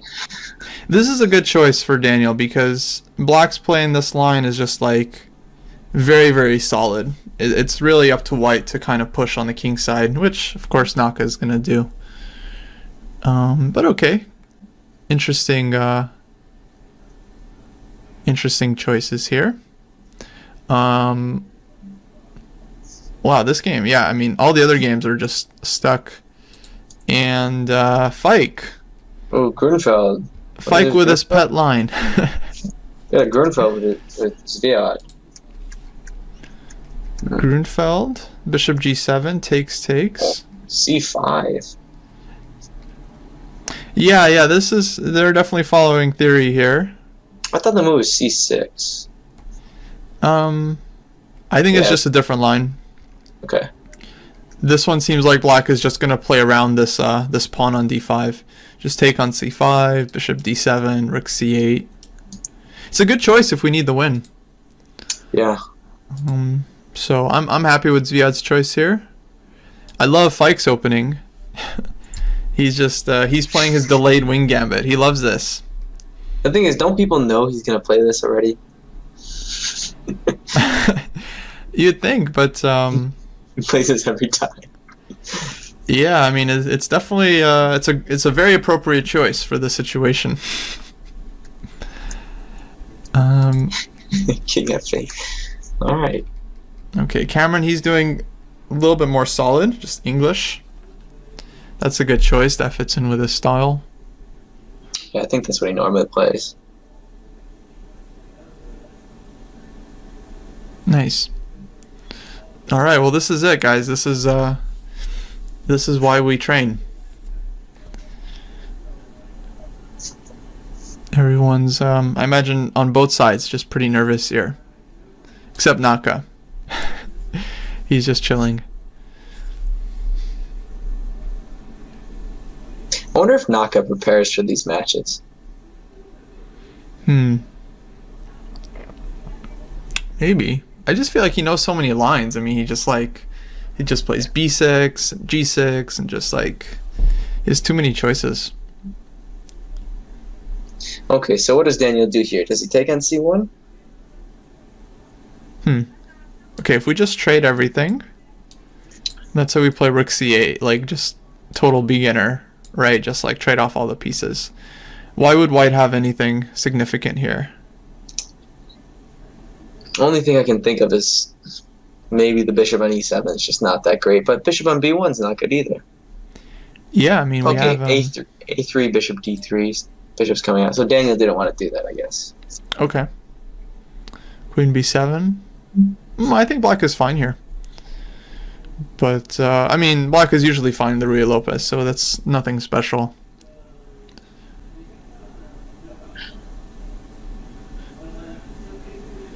Okay. I want to follow Fike's game. Yeah, Fike's game is very exciting. I mean, I don't like his position at all, but it's, I mean, this is crazy. Knight h3, d5. So what do you... I mean, queen g3. And black's definitely much better here. Now, do you remember the game he played last year against San Diego in the fourth round? I think it was against Joshua Sheng. I don't... But he recall it. he played the same system, got his bishop on b2, and he just like ran his h-pawn all the way down to h6 and just checkmated. I think it was because the previous game, I think he lost to someone, but he was doing fine, either winning or holding. He's just like so pissed. He just blitzed out basically a brilliancy, just kind of like crushed him. This one is not going as well, but yeah, you never know.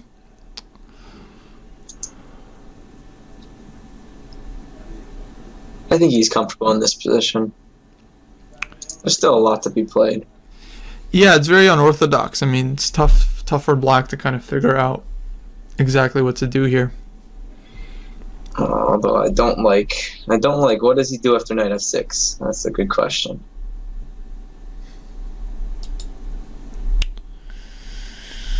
Yeah,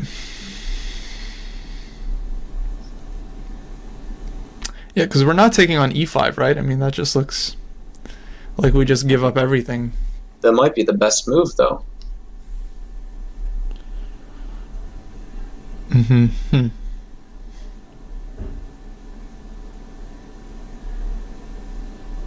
I mean, you don't want to play f3. You can't play f3. Yeah, he'll just take. So what, you have to take on d5? That doesn't seem... Yeah, might have to take on d5. Then black takes it with the queen. I mean, black's position is just like pretty good. I don't know. This is what happened. This is why you don't play a3 on move 2. Yeah, I mean, maybe he did prepare the line. I mean, he put his king on f8 without too much hesitation. We need a swindle here. Okay, e d5. Well, if knight d5, bishop c4, at least we get a square. Mm-hmm. Queen d5, yeah, maybe knight Queen c3. d5 is what's the problem. Yeah, okay, knight c3. See if black will give up the bishop or not.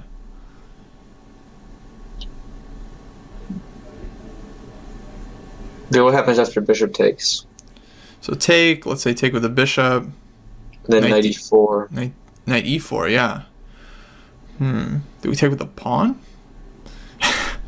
I don't know. It doesn't seem so good. Okay, he did it. I'm just hoping this guy.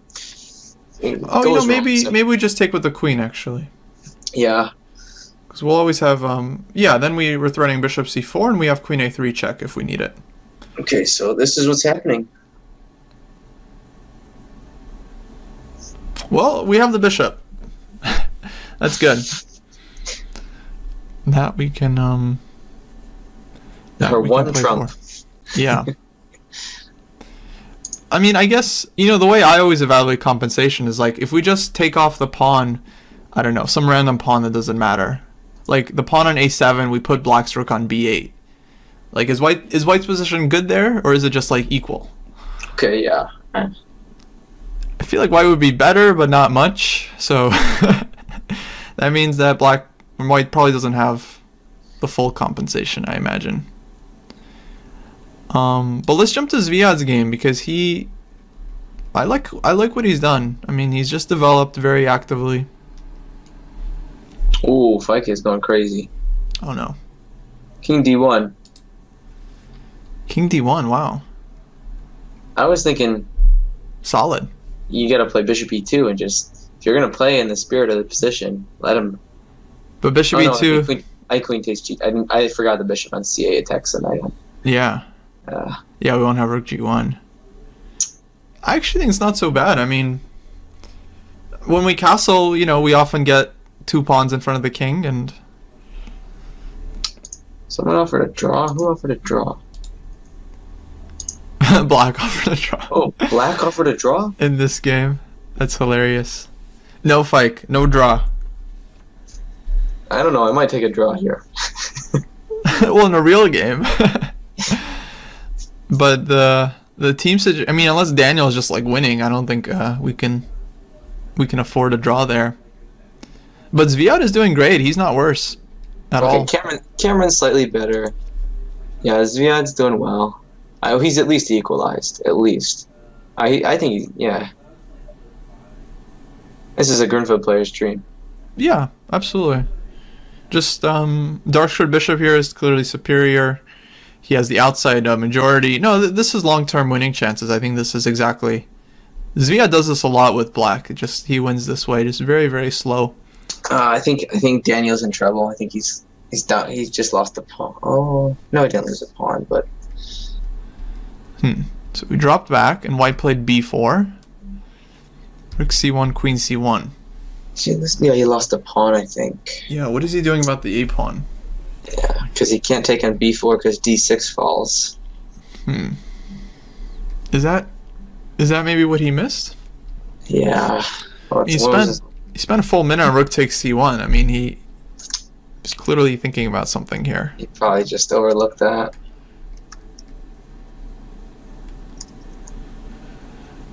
Yeah, that's tough. Boy. Okay, so that means Naka with a pawn is not good, so we need 2 wins.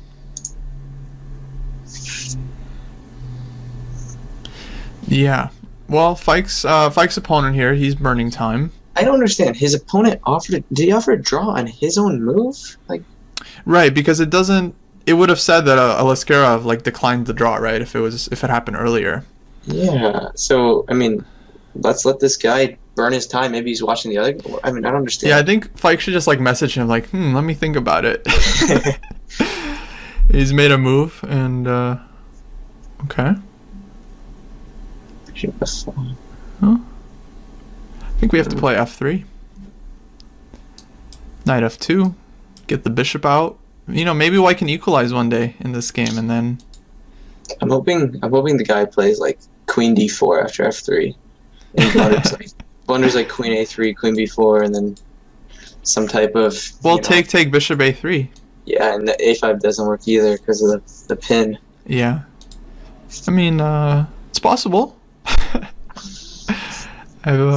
I've seen worse. Yeah, it seems like Daniel, he's just given the pawn. And, okay, but this isn't so easy for White. He's just a pawn up, but still has to find a way to either win on B5 or get A4 in. And Cameron, just typical English. D5 square. I think Black is okay here. Maybe Knight E7 to trade off the bishops. Or Knight D4. Actually, Knight D4 is kind of annoying. Okay, so we got F3. We need a win by Fike. That's our... Big time. I'm putting my hopes in Fike. Queen D4, Queen D4, Queen D4. Oh, we see F3 on the board. Nice. Play Queen D4. You're up a pawn. Trade off pieces. You're taught that. I mean, I think Black's move... You can play Queen B4 too if you want to be even. Yeah, Queen B4, right? Just giving White a choice, whether to win the piece or win the queen. Alright, probably has to play Queen D5, but he doesn't want to because Bishop C4. Yeah, I think White is kind of turning things around here. Bishop C4, Knight G5, Bishop A3. Yeah, king on f8. It's not comfortable for black. This is and then rook on e1. I mean, yeah, neither kings are really well, it's not that the kings are unsafe, but just neither sides have connected rooks, but white is going to get bishop c4 and rook e1 and very quickly. So yeah, I like what Fike has done. Okay, so Fike is doing. I think this guy messed up the opening a little bit. So can Zviad squeeze this guy? I like his position a lot. Better bishop.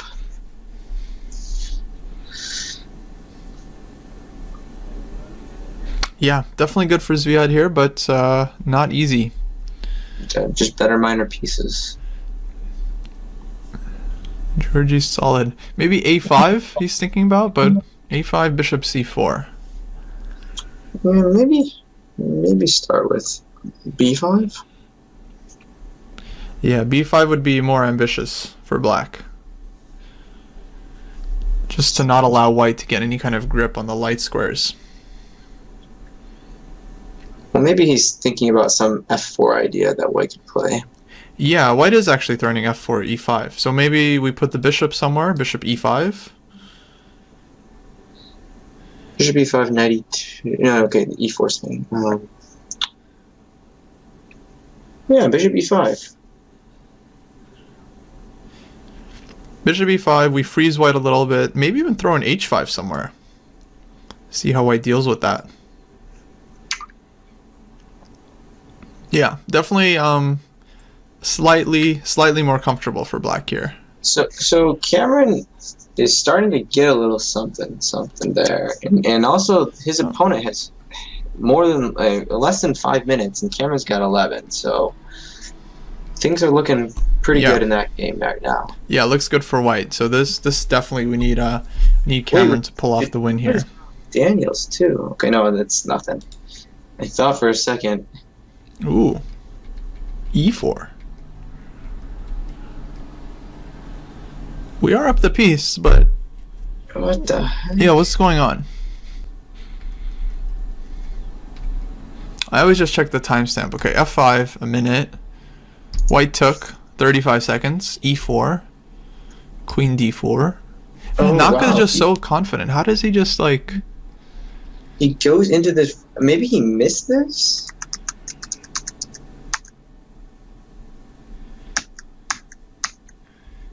I mean, it's unclear, right? I mean, I would take white probably, but it's a piece. The problem is this bishop is just the knight and the bishop are just so awkward right now.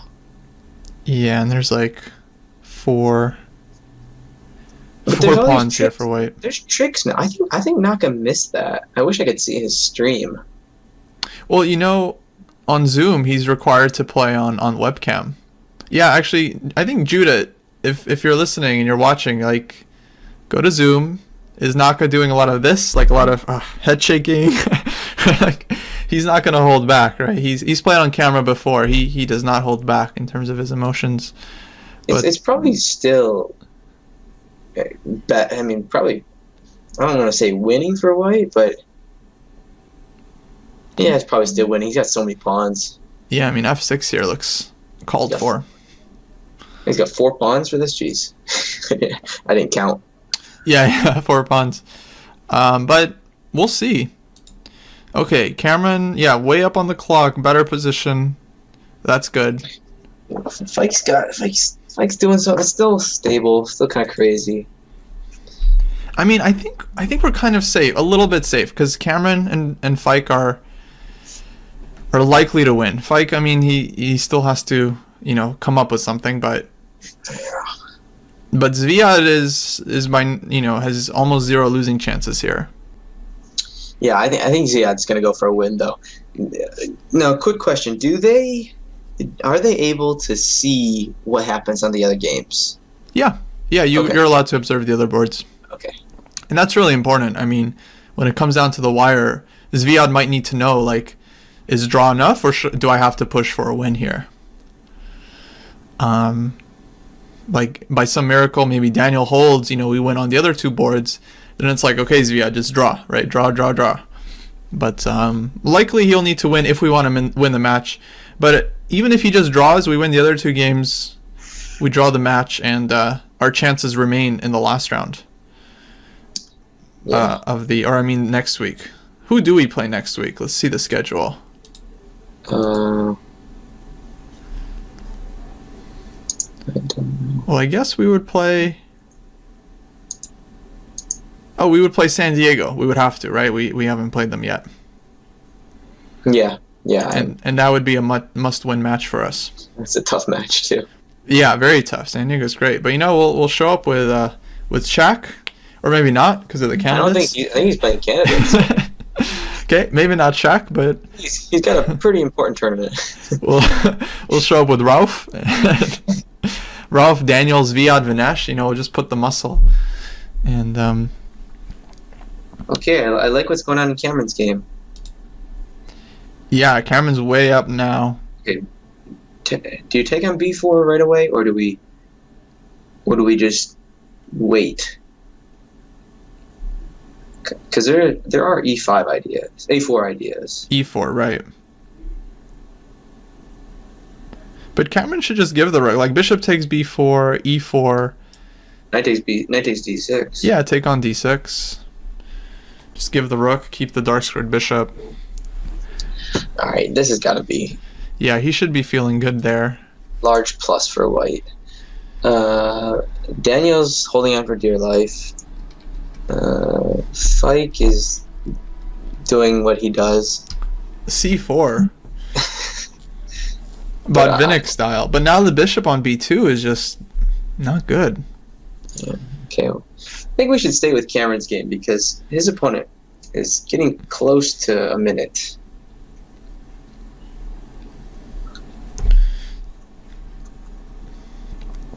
Okay, Cameron. Actually, Fike just gave up the bishop, by the way. Yeah, what is going on? Knight d4 takes. His king's on d1. Queen d3. It's still going not for clear to me. He's going for the d4 pawn. Yeah. Alright. He's going to win his pawn back. Maybe. Queen g4 stuff happens too. Yeah. This is just crazy game. It's very, very strange. I mean, but like, why he's just going to play with the king on, I don't know, c2? We'll see. Okay, Daniel's gotten the knight in front of his king, which is always nice. It's too many pawns. Too many pawns. Yeah, it just feels like a technical win for white. But at least it's, technical, not like immediate win. Yeah, Naka's gonna torture him. And Daniel's not used to being up material.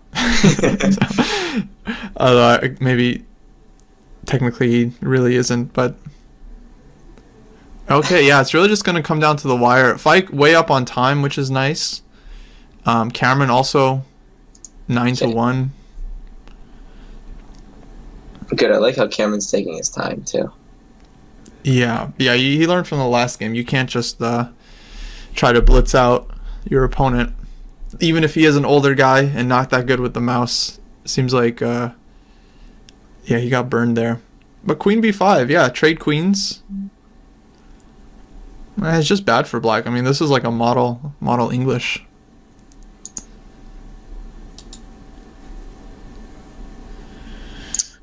Okay, Fike. I like Fike's time situation too. That's encouraging. Although I do not like what he just did. Takes d5. Queen takes. Because. Yeah, just not liking it either. Black's king is just safer now. I don't like the fact that he had to take with his queen there. If he could have somehow managed to take with like the e pawn. Right, that would be nice. But this is So now he's got so many problems with his king. Okay, I don't understand rook e5 though. Why rook e5 there? Okay, let's take on b7 and rook takes a7. Okay, he did it. I don't know why he played. He should have put the rook on the d file. Yeah. Okay, rook Okay, a7. now this is insane. Yeah. Actually insane. Absolutely. I mean, we're up 2 pawns. Okay, 1 pawn. But I think white Might Does he be trade winning. queens? Trade queens with check, please. Is White winning? No, okay. D3, D3, yeah. and Queen to G2. No, can you play? No, you can't play Queen to G2. Because Yeah, you get yourself pinned. Queen G2, King C3. yeah, and you can't go in that rook end game. White's pawns are too advanced. This is wild. I feel like white is just good here because I just feel like whenever the queen trade favors you, it's good. There's got to be perpetual here. Oh yeah, he's starting to get a lot of checks. Oh, I missed this queen E2. I didn't realize he can just come There's in like got to that. be perpetual. Okay, well that's actually okay because, well, no, it's not okay. No, I think, you know what? I think Fike needs to just stop here and wait for what happens on the other matches because he might not need to, run his king up the board trying to win. It might be good. He might have enough, but I feel like he has time to just kind of like, Cameron is winning, but let's just see how like Zviad does. And Daniel's getting tortured. Daniel, I mean, we should expect a loss on that board. Zviad needs to win. Yeah, this guy is offered Fike a draw, so. Okay, can we play King A4? Yeah, it seems like black definitely has the perpetual here. I'm not sure, even if white wanted to, he can avoid it. Judith says Shock is playing next week. So Shock, Rauf. Okay, draw on Fike's game officially. All right, so that game is drawn. So that means Zviad has to pull out the win here. Okay, Cameron is just I think dominating right now. Yeah, Cameron's finishing it up. Okay, so Zviad. Man, perfect game. Just like got this dragon structure, no weaknesses. Black is just done. Yeah, and his opponent has 2 seconds, so Yeah. that helps. So well, Judith is saying we're just going with a super lineup next week. I mean, Shak, Rauf, Zviad, and Vinesh. I guess, did they change the rules? Are we allowed 2 free agents now per match? Well, they did it for the Super Saturday too. A couple. Right. I'm not sure.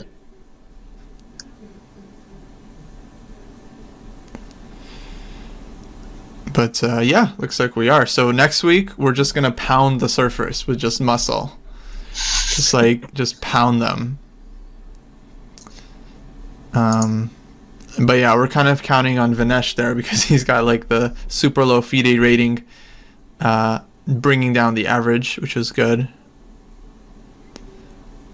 And yeah, I'm on Daniel's game. He's just like groveling for stuff I feel here. bad for Daniel. Yeah, this is tough. He's not had a good match today. I mean, his score's not bad, 2 out of 3, but Yeah, his board 1. yeah, I definitely wanted to get 2.5, 3 from him. Okay, what is Cameron looking at right here? Just checking. Yeah, like Cameron's just like 3 pawns up now, or 2 pawns up, but just like perfect position again. Just play like H4 and just take your time. Yeah, H4. Okay, maybe we should stick with Zviad game because that seems to be the critical one. Yeah, I mean he'll have to win likely for us to tie the match. Just tough situation to be in, and his position is objectively not all that promising. It's just like slightly better. But yeah, he's gonna have to figure something out. Okay, let's root for Daniel. Game's not over yet.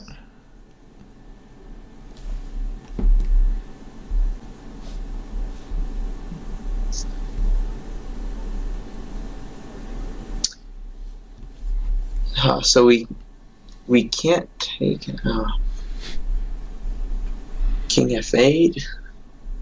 Is that possible? Yeah, King F8.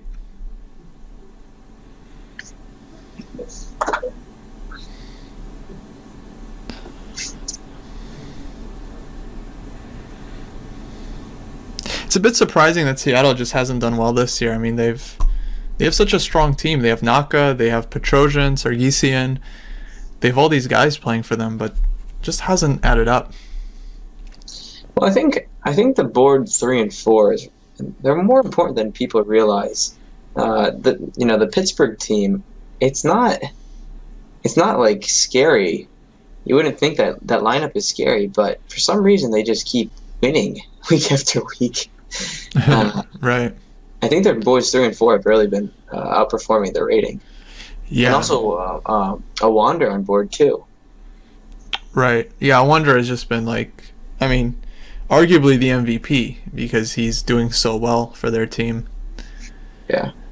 And and they have like Atul Yasheti who just scores well, and I think Edward Song, right? Yeah, he's pretty strong too. So yeah, they're a good team, man.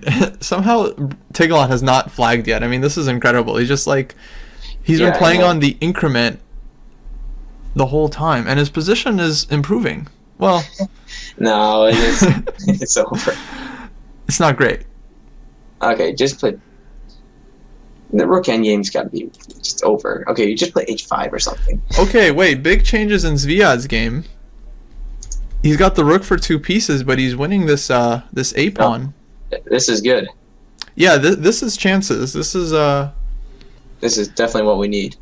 This is Karpov-esque. This is very good. You can't take on b7 either here. Right, rook c1. Yeah, this is great. So this has gone our way. Daniel, he's b5. still surviving. So I mean, match is not over by any means. Oh no, don't play b5 knight. Maybe knight c6 and rook c3. Rook c3, nice. And rook and 2 pawns, and black has potential for 2 outside passers here. So This is okay. Let's not blunder the rook. Rook a2. Yeah, rook a2.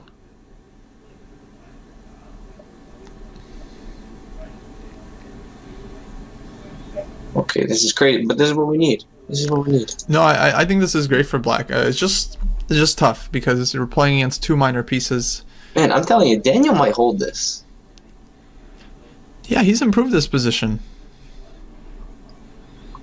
I'm sure. I wish I could see Naka's face.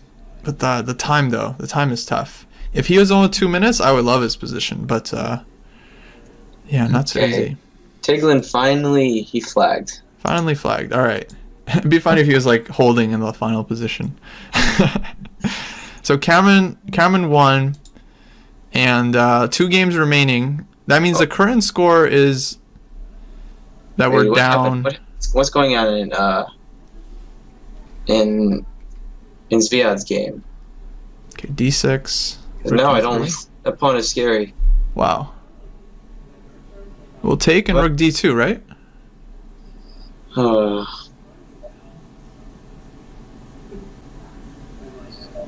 I think it's still okay. Just don't play f something. Yeah, h5. Good. Okay, rook d6. Okay, bring the king along with... Is this a win? I don't know. Oh, you can't move to king f6 because the rook goes to b6. Oh, rook b6. Okay, he saw that. That's why he moved the rook. All right, now... I don't know if black can make progress. Yeah, white is getting good counterplay here. h4. Whoa, what's going on in Daniel's game? I have no idea. I don't like it. Looks lost. Okay, so he didn't find enough counterplay there. So it's down to Zviad, but he's gonna need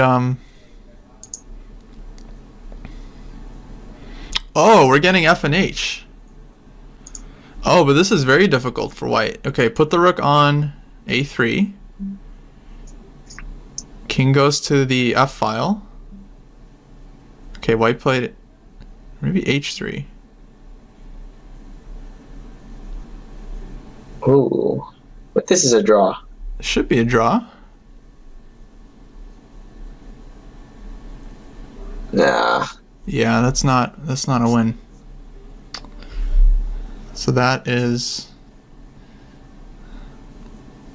Yeah, not looking good. But I mean, he's gonna try look for some kind of flagging chances, but it's a pretty no easy. chance. Yeah, it's a pretty easy draw to hold for white. You can just put the rook. You can put the rook almost anywhere, but g8 is usually the way to go. Well, he'll torture him, but I'm gonna switch to Daniel's game, and yeah, Naka's finishing this up.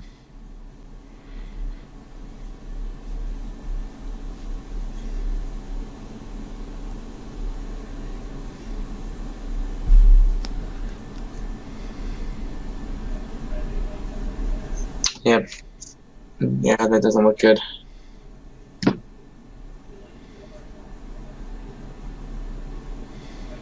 Hey, disconnect right now. Yeah, so Zviad, he drew, and Oh, he should play. Oh, I was thinking, try to get a stalemate. yeah, Eric Rosen, but yeah, Naka won there. Damn it. Yeah. So that means, so that round was tied, so that means, yeah, they take the match. Well, that's tough. What are you gonna do? Yeah. Oh well. Yeah, it was really the previous round. I mean, all the players they missed chances, but it was this this game that Cameron had. I mean, definitely should have finished that off. Zviad was winning against Naka. I mean, it was never easy though. So I feel like Zviad had something too in this game. I don't know where it went wrong.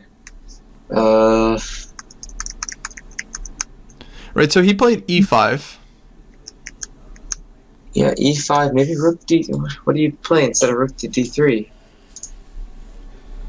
Yeah, he found this really nice trick with d6 and bishop e2. And then rook d5, he has bishop c4.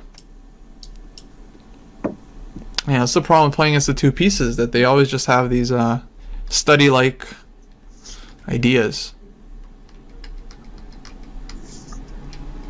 And the rook endgame was close. I mean, if white's pawn was on f3, instead of g3, it would have been a lot more winning chances. But I guess it just wasn't enough. Well, all right, guys. So that's that's tough. I mean, do we have the final result from the other matches, or are they still? They're probably still going, actually. It looks like Las Vegas lost by a point as well. Same score as ours. Mm-hmm. San Diego is still down a point to Australia. So that's the big one, right? Yeah, it seems like most of their games are still going. Yeah.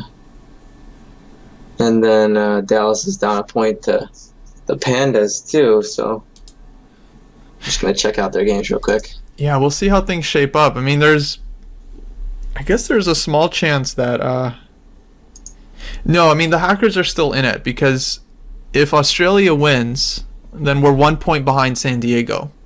And so if we win the match next week, then we should leapfrog them, or at least catch up and have better tiebreaks. So actually, things are not over. We're just in a must-win situation for next week, I mean, to my understanding. We also really need to hope for a decisive result in the Pandas match versus Dallas.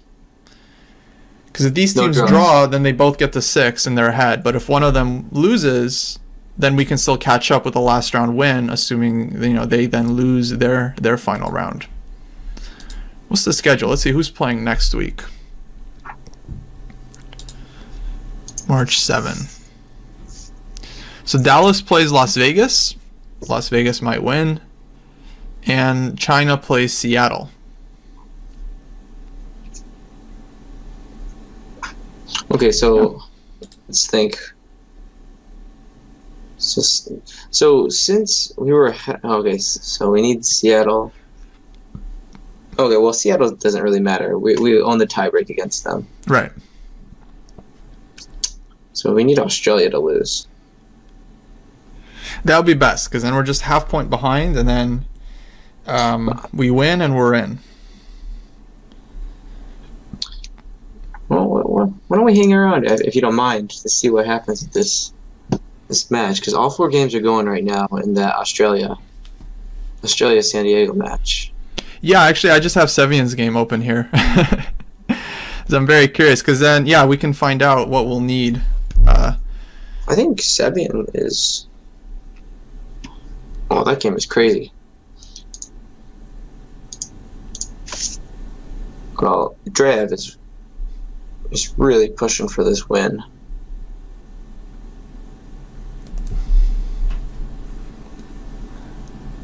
See, where's Dreyev? Igrok. Did you know that Igrok in Russian means player? No. Yeah. So he's player 3069. Oh, and he's playing Tan Zhangyi. The same Tan Zhangyi that denied me my IM title in Gibraltar 2016. I'll never forgive her. Had to wait an extra year. Yeah. But well, Dreyev, he's converting. Yeah, this is over. Yeah, G7. This is like Capablanca Tartakower, you know that famous game? King G3, King H4. Yes. It's very similar actually. Well, I think Siddharth, I know him. Yeah, Bannock. Yeah, if he's playing on board 4 for them, they must have a really stacked top 3 boards. Well, yeah, it seems like they're going with Dreyev, Sevian, and John Bryant. Yeah, I mean, tough team. But it looks like if he's holding here, and it looks like he is at least.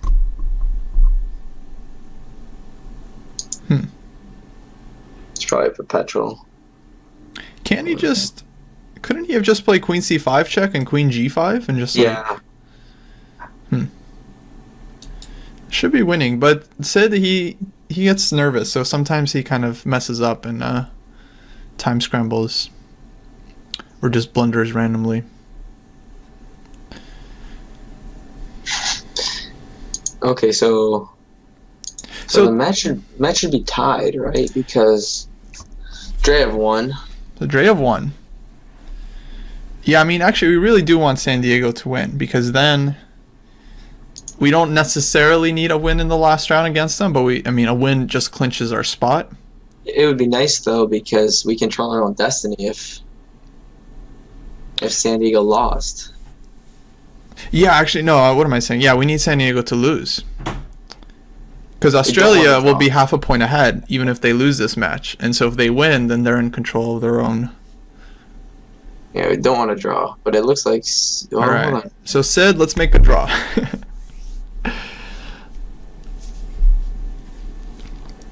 We're gonna need Anton Smirnov here to pull off the win. It looks like John Daniel is gonna. Looks like a draw.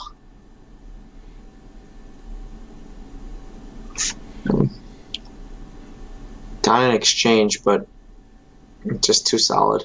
Maybe White just takes both rooks. Just like Queen D8, Rook takes B5, put the king on G2, H4, and then just try to make a weakness and then attack it.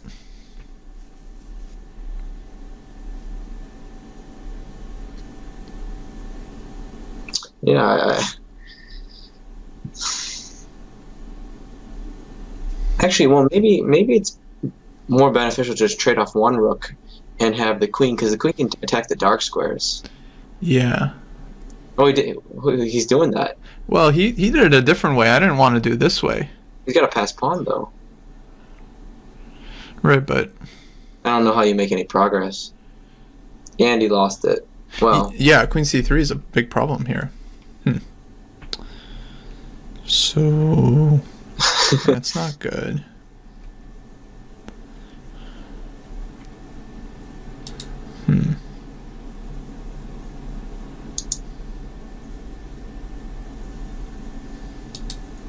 Okay, so the match situation is dead equal. Dead equal, right? So it's down to these 3 games. So the worst result, it would be a draw. So it looks like it's going to be a draw in that game with the bishop and rook. First the queen it looks like, so it's probably going to go down to this Sevian game. Right, which is completely wild. No time. Yeah. But I just don't know how does black win this? Well, can you play bishop takes a4 now?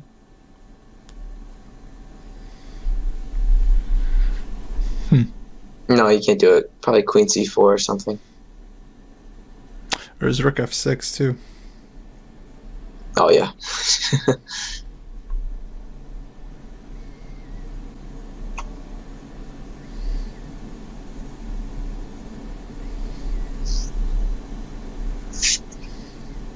We don't want to draw, and it looks like it might be a draw.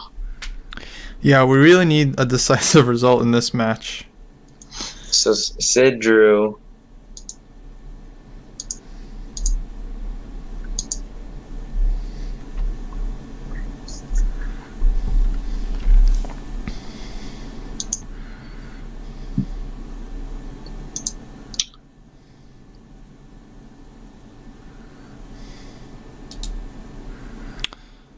Well, actually, I don't know if we want. I don't know what we want here. We just need, well, we want Australia actually to win. Because then we're 1 point behind San Diego. We beat them, we're in. Yeah. If San Diego wins, then we have to win. We have to hope Australia doesn't also win. And if they draw, then we need Australia to lose next week. Well, Dallas is going to lose to the Pandas. So the question is, who does Dallas play next week? They play Vegas, so it's unlikely they lose that match, given that playoffs are on the line.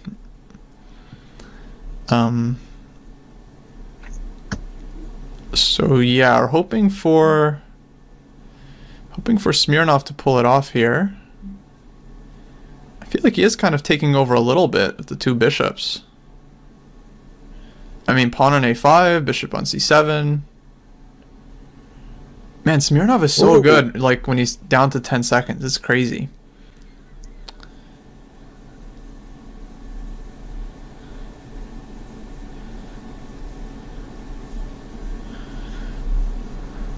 God, this is insane.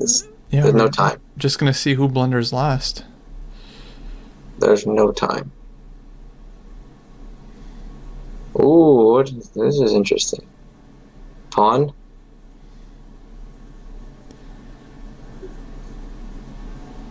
Oh, wow. Now he's got this f-pawn. Yep. Man, it's crazy. How did, like, just to play this position with black and just, like, making progress against Sevian, who's, like...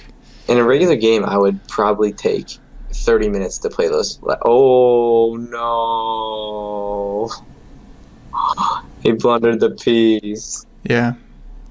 So he didn't have enough. Okay, Sevian, let's convert. Wait, then... No, that's not good. Yeah, no draw.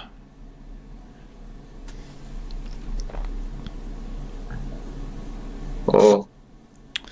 Okay, so then Moulton and Brian are still playing, but this should be drawn. So assuming this game is drawn, that means San Diego wins. Well, the problem is, okay, John Daniels offered a draw. Yeah, I mean, he just has no way to continue here.